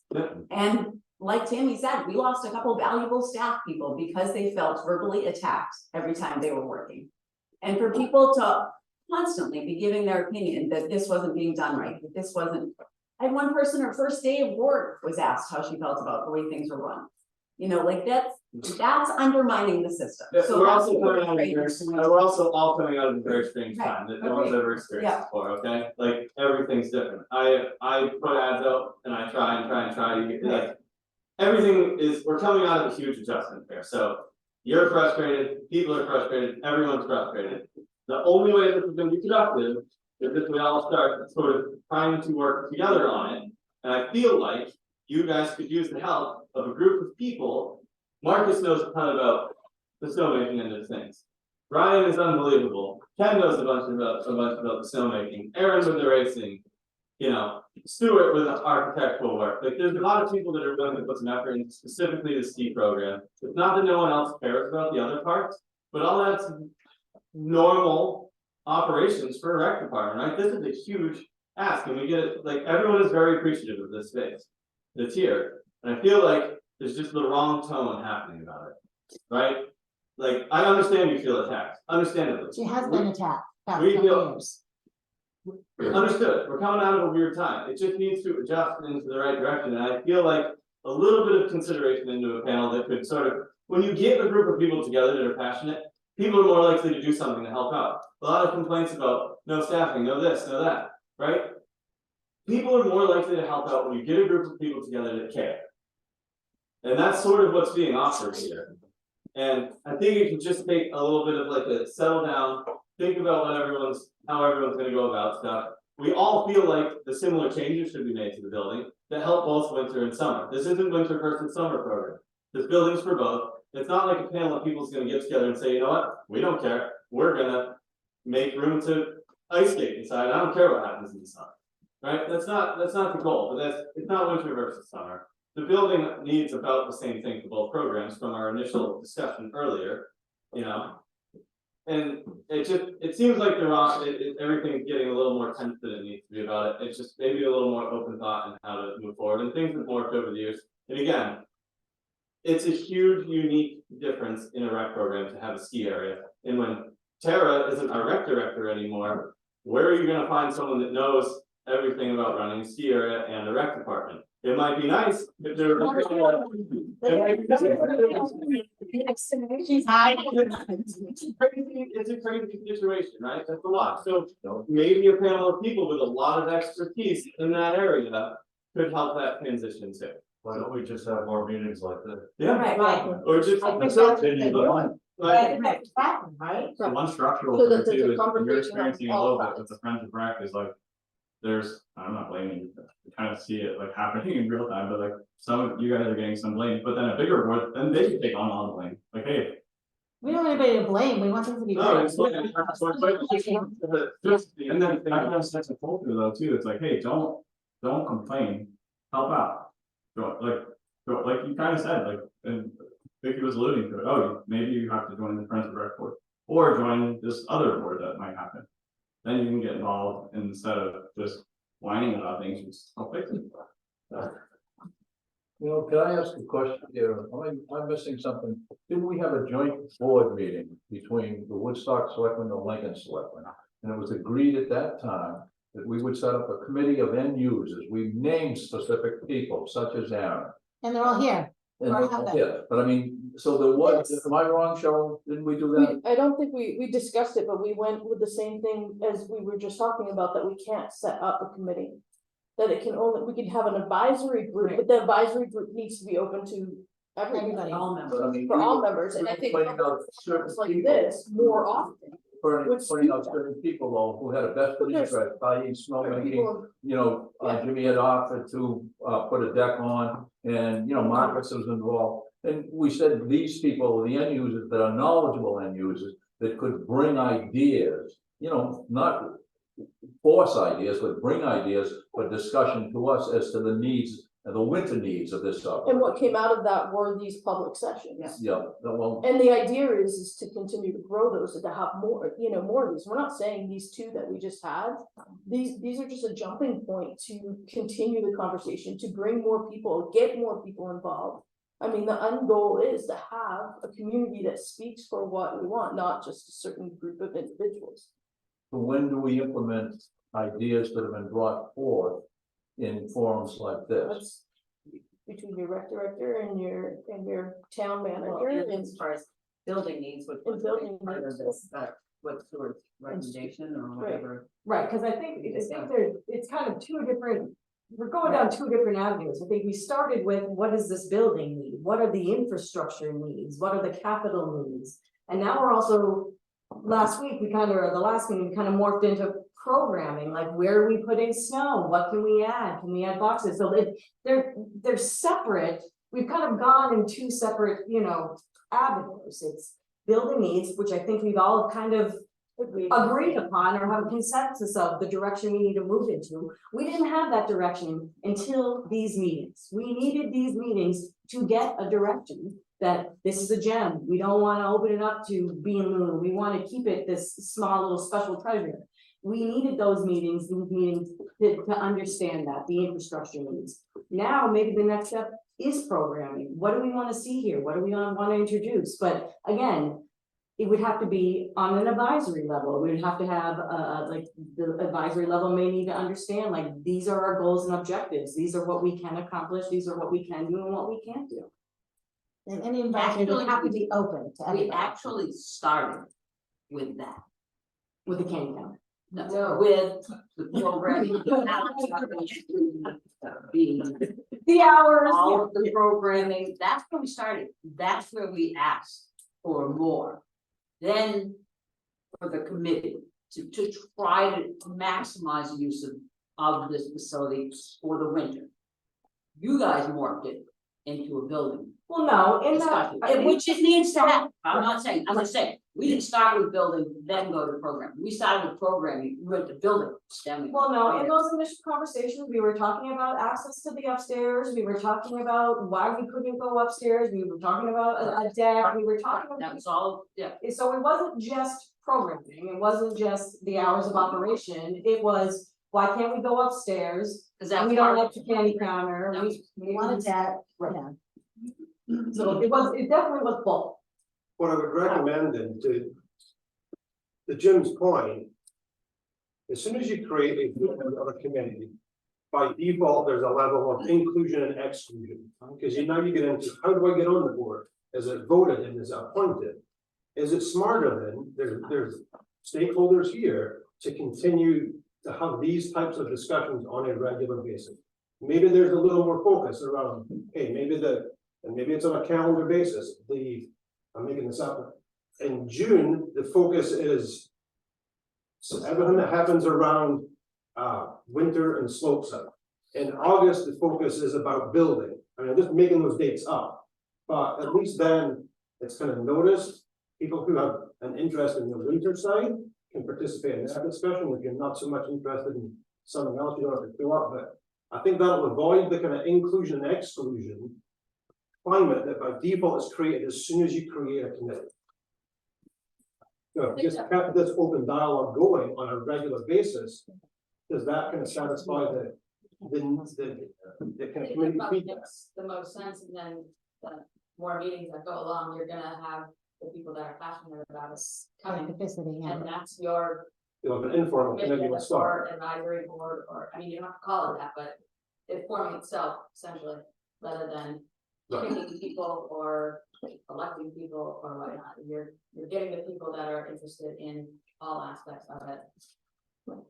Will we get a copy of like the decisions that Tara has made as far as, what are the hours before we all come to work up here and before we're all, committed to this, so that we can say something to her? Or are we gonna find out on December 26th? This is what it is, and now we have to deal with it all winter long again, and then talk about it in the spring again, and well, I don't know, what's the accountability? I don't understand how we're gonna know what. Well, is Well, it's that gonna be the a avenue? that You it's say, not. if Tyler comes forth and said, hey, we're gonna put together, making it up, December 1st, I'm gonna present my thoughts on hours for the season. Anyone wants to show up can chip into that conversation. Ultimately, it's still Tyler's decision, Absolutely. but then it's out there, people can absorb it, people can offer feedback, and then a final decision is made. I mean, is that the type of process we're talking about? We historically like to have all of that out before we open ticket sales, so Well, people know what they're buying for, Sure, if they're right. buying season. So they could have figured out when those dates are. Yeah, I would plan to do that by November first, is we can have a discussion before then and. We just have to be careful that it's not an inclusive committee, because we cannot have that, it has to be open. So as long as we leave it open, we're good. Yeah. And it, You meant exclusive, not. You meant exclusive. You said it came. oh, sorry, I knew what I meant to say, come on, you didn't know? Yeah, just, OG has something. I'd like to just make a suggestion for moving forward here. This has been a great discussion tonight. But I would suggest we do this kind of like we did with the water committee. We had a committee, but it wasn't, no one was appointed, no one was elected, it was an email list, and we sent it out and said, this is our meeting date. And just like going back to Blue Mountain, sometimes Jay Scambio would come, sometimes Ken would come, sometimes Kevin would come, sometimes all three of them would come. There was just whoever wanted to show up. Whoever wanted to be on the email list, got on the email list, and whoever showed up, showed up. And again, it was advisory, we did take votes, but they were just for getting people's thoughts and consensus, and again, some very passionate people would argue, vote yes, vote no, and we talked about that and move forward. I would suggest we move forward with this on that same type of thing. And then I would go on to say, maybe we should meet. I think November 1st is too early, but sometime in November, have a meeting. If you want it to affect this year's programming, it's gonna have to be on November 1st. Every decision doesn't have to be made before a ticket is sold, in my opinion, okay?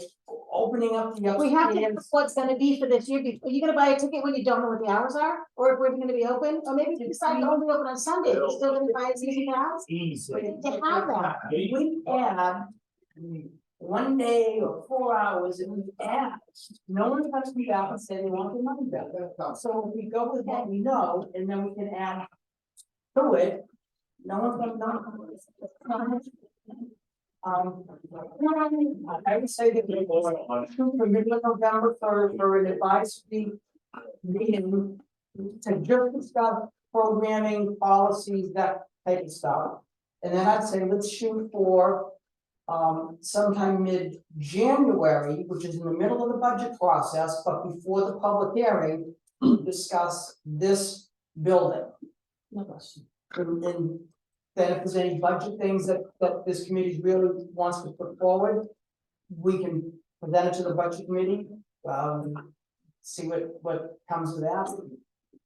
Would it be helpful for, like, I have my thoughts, write them down, like, how I think it should be run, because I can talk, and then I don't know what happens, but if I can write down what I think.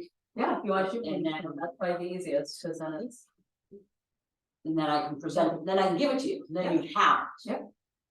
Okay, and then like Aaron may have some thoughts about Yeah. that with the race course, just if we. Well, and what we had talked about, sorry, but we put in on Ryan too, and what I had talked to Ryan after last meeting, because one of my biggest takeaways was, having a preseason meeting with ski team and freestyle team and getting all the layout design and what works for why Ryan needs to put certain things in certain places, and just having that meeting between, the 4 or 5 of us to just get that all discussed out. And so you guys each know, like we talked about, it kind of comes up as a competition. Well, how come he got that and he got this, and and just to make it That'll always be. all use of our space for the most participation, as well as the. Patrol might wanna be involved in that too. That's where stuff is. I'm just saying. But Aaron represents that contingent as well, and Nathan's at one of our forums as well, hasn't done it recently. You've got babies, he had babies. Did they have, kids ruin everything. Anything, or are you good with running? It's up to everybody here. If anybody wants to know what's going on with what we've done as far as snowmaking upgrades and what we're aiming for, I can talk about that for a little bit. Love to hear about it. Yeah. So I started this full time 5 years ago, and at the time we had 2 fan guns, a DR 275 and the original snowmaking pump. So, Which was a used cooling water pump from the annex, which came from the. right. So the first year I was here, I ran the system just the way it was, and I've had a lot of experience with Ken over at Loon, and I started looking at different ways, different things that could get improved to maximize efficiency, and that's been my main goal from the beginning, is to try and make the most snow in the least amount of time at the cheapest cost to the taxpayers. So what I started to do was I talked to Tara about budget, and we had X amount for a new snowcat at the time. So with my experience at Loon, I've been running cats for 10 years now. I found a really good deal on cat from out west. We purchased that. Within the same allotted budget, we were able to get a new fan gun and also completely replace the snowmaking pipe top to bottom. Since then, the last thing on the list was the snowmaking pump. That didn't fit within that budget, but with running things as efficiently as we have, we've actually saved the amount of money that we just spent on a new pump. That pump is going to increase our production by 70% and also increase the temperature at which we can run. So before, the old pump, if we had 3 snow guns going full bore, because we pay for power for the pumps, whether 1 gun's going or 3 guns are going. So in order to maximize that efficiency, I would run no warmer than 19 degrees. Because at that temperature or below, we would get the most amount out of the money we're spending. With the old pump, in Ryan knows this, they weren't running at their spec pressure. Because it wasn't a snowmaking pump. Right. So the water droplets were fatter, wetter, less production. Yeah. Right. So with this new pump, it doubled the pressure, which will in turn make the water droplets smaller, freeze faster as we can make snow at warmer temperatures. Now, as far as future things that we've been looking at, I've been working with Ken, the guys at HKD, and we're looking at potentially phasing out fan guns for tower guns with compressors that are mounted to them, which will also make it so we can make snow at even warmer temperatures down the road. One tower gun uses 1/3 of the power as a fan gun. So it would be a 3-to-1 ratio. And Ken and I did some math today, and we could max out with 6 guns off of the pump. So we would essentially cut our power usage by 66%. So that's what we're working on out there. But I just wanted everybody to get more of an understanding of what we're constantly doing out there to make things better for everybody. So From an outside perspective, I mean, since Ryan and Dave did a great job too. But for the tools that Ryan had, he literally squeezed every drop out of the system and saved every dollar that he possibly could. And the tank is much better off for it. Ryan, what PSI did you go from? we were at 300 PSI and we're gonna be max like 580. 580 coming out of the pump house, there'll be 73 PSI head loss. What does that equate to temperature that you wanna run? So before it was 19, we don't know yet because we haven't run it, but ideally 24, 25. That's what I mean. It's gonna be exciting when the pump starts up. To see that, I don't think, to see what the improved performance is gonna be. They're gonna be running at higher pressure, they're gonna be blowing more water at a finer mist. Yeah.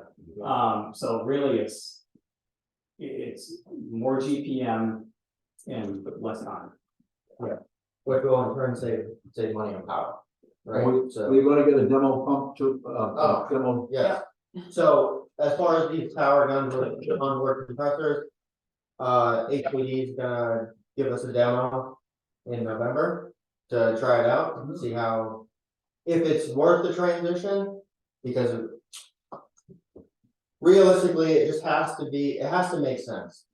If it's worth the savings for the money that we'll spend on these. But in the long run, looking at the savings that we're projecting to get, they'll pay themselves off. So that's what we're looking at right now. Thank you, Ryan. That's awesome. That's great. I just wanna say thank you, for all your work and you can and all that, like. The snowmaking is really amazing, and I go to a lot of ski areas. And I have been for many years, and the fact that Loon produces such good snow. You have so much experience at Loon, you were snowmaker of the year, we have the best people in the nation here. Like we're so fortunate, and I just wanna thank you, and now all that information, I'd love for the whole town to hear all that, I mean, that was.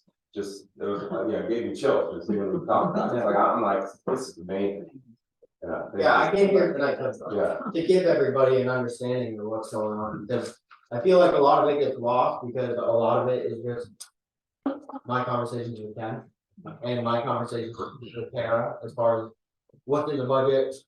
How I can maximize what we have in the budget to get the most improvement and the most cost savings, so. Yeah.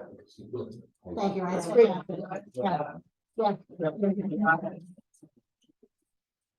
I was gonna say, did I hear making in warmer weather? Yeah. Does that mean a longer season? Because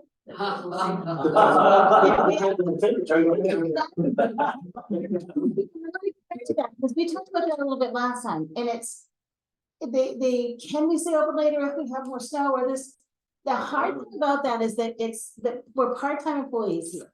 So if we've got a set of employees and they know that our last day is March 30th. They've got another job set up so that they can live and eat and be productive. So if we, on March 30th, we've got 45 feet of snow out there, we can't just say, okay, we're staying open for another 2 weeks, because we may not have those Did you employees. say that from the beginning, though, our season could extend up You until? never know when you're gonna close. Right, and what we usually do is if, like, even last year, we have like approximate date closing and then it's all weather contingent. So it's, a lot of times it's just shoveling people, like whether it's Bree and I covering a certain shift, begging John to come back. I know, Jim stepped up, Ryan ran it a couple times, it's just. I think the only difference is we obviously don't make snow after a certain time of the year, so we're not gonna make I it. think we're gonna ski is first day. Right. Yeah. It's gonna be a tipping point where it doesn't make sense financially, so. Yeah, I think it'd be interesting to have a discussion before December 26th. I'm sure the race team is if we get out there, I'd love to do some freestyle trainings and stuff, get my team out. I don't know what the consensus is with other skiers. This year we didn't get it covered till that. What's that? This year we didn't get it covered till the 28th, but. Which the opening. So a lot, but 25 degrees is a lot of amazing. And remember too, we budget a year in advance. Right. Can I say that again? So this year is gonna be completely different. It's gonna be a little bit of a learning curve to get that thing dialed in, but maybe future. the goal is to get more terrain open for the day that we open. Okay.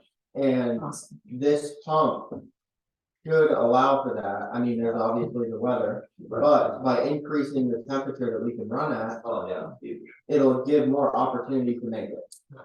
So, and with this demo, when we did the snowmaking pipe, I added a 4th hydrant, knowing that we're gonna get this pump. We should be able to run 4 guns eventually. But like Ken and I were talking earlier, it's a chess game. You have to maximize what the pump can handle without overloading things. But there's a real fine line with how much you can flow for the amount of pressure you lose. There's a lot that is involved in that, but ideally, we'll be able to run 4 guns at the minimum. If we swap out the guns to different ones, it'll be even more. So you have more coverage for the same amount of time. So ideally, we should be able to have more terrain open for the day that we open, which will allow for freestyle things to get set up. And we'll talk about that later about setting and whatever, but the goal is to try and get more open. It's frustrating for me to have one section of the hill open the day we open, but a lot of times, like last year, I made all the snow the last 4 days before we opened with a broken wing. You know, and we opened a day late, but I had one arm for 4 or 5 days. It's just, the pump is the biggest thing, the biggest part of the puzzle, and we're finally at that point, so cool, we'll get it. Good stuff, thank you. Yeah. Good job, Brian. Would it be a reasonable thing to think that we might be able to do, so like, talking about like the operating hours and stuff when we do this, if. To have a meeting like November 1st or whatever, before your tickets go up for sale, and this is what the proposed hours are, and if there's some desire to have longer hours or different things. What the issues are, like staffing wise or whatever, if maybe we're just missing like one little piece to think. Someone in the room at that meeting might be able to step up, or, you know, find someone that can to make more suggestions, and so that the community of people using the tank are happy with the hours and. Can maybe pitch in if needed, and then also looking at the end of the season, there's been a few years where there's been a ton of snow.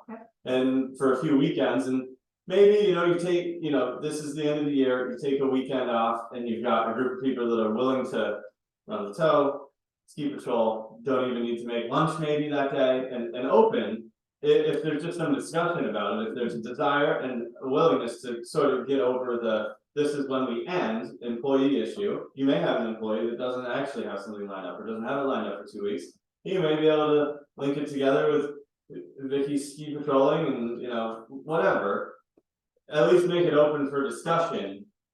Because I know that's always come up as sort of a hot button issue. We're out of money or we're out of staff or whatever, but there's still a lot of snow. And agreed, the numbers do dwindle sometimes, but I think there may be some draw for that kind of sunny Saturday if we're looking towards the end of the season. And there's some options to stay open.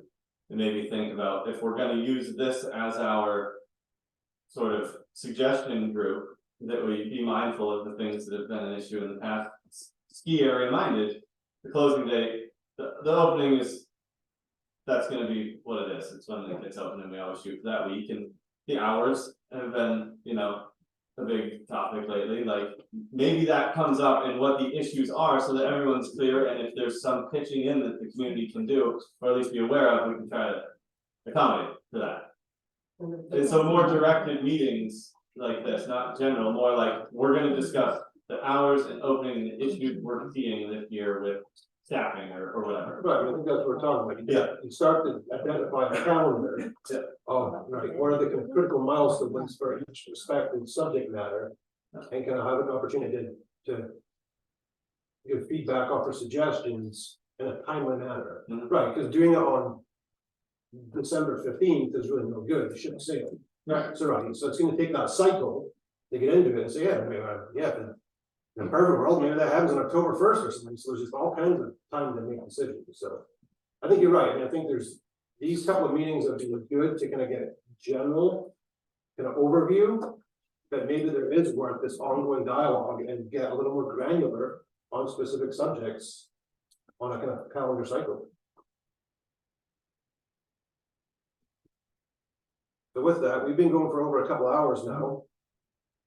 I'm getting the sense everyone's ready to Okay. We're gonna get those sleep 20 minutes. Do we have everybody's email address? It's here. Great question. You could add it to the sign-in sheet. Yeah, if everybody add it to signed the in. sign-in sheet. Yeah. We can, if you want, Tara, have a meeting around the first, and we can do like a ski area. You know, topic. Yeah. Yeah, input it from the ski area, you want to. Yep. They'll put it on Facebook. If like the Sure, meeting public schedule could be flushed out like way in advance. Well, yeah, I think that's, Because- once you get into that. A town staff that's gonna be there, so it's gonna have to be during staff hours, so we don't get into overtime too. That's an issue.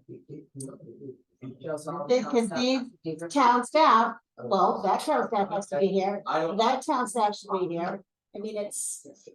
Except if we're talking about operations, you probably want to be involved with, yeah. I'll come whenever you want. I don't like everything. You know, but I'm like overtime.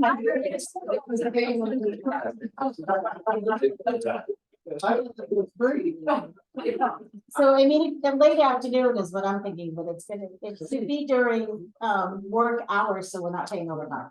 You can't do that, everyone's working, you gotta be. Yeah, I think we could establish a schedule that we could make it work for everybody. Evenings, I think. It's most.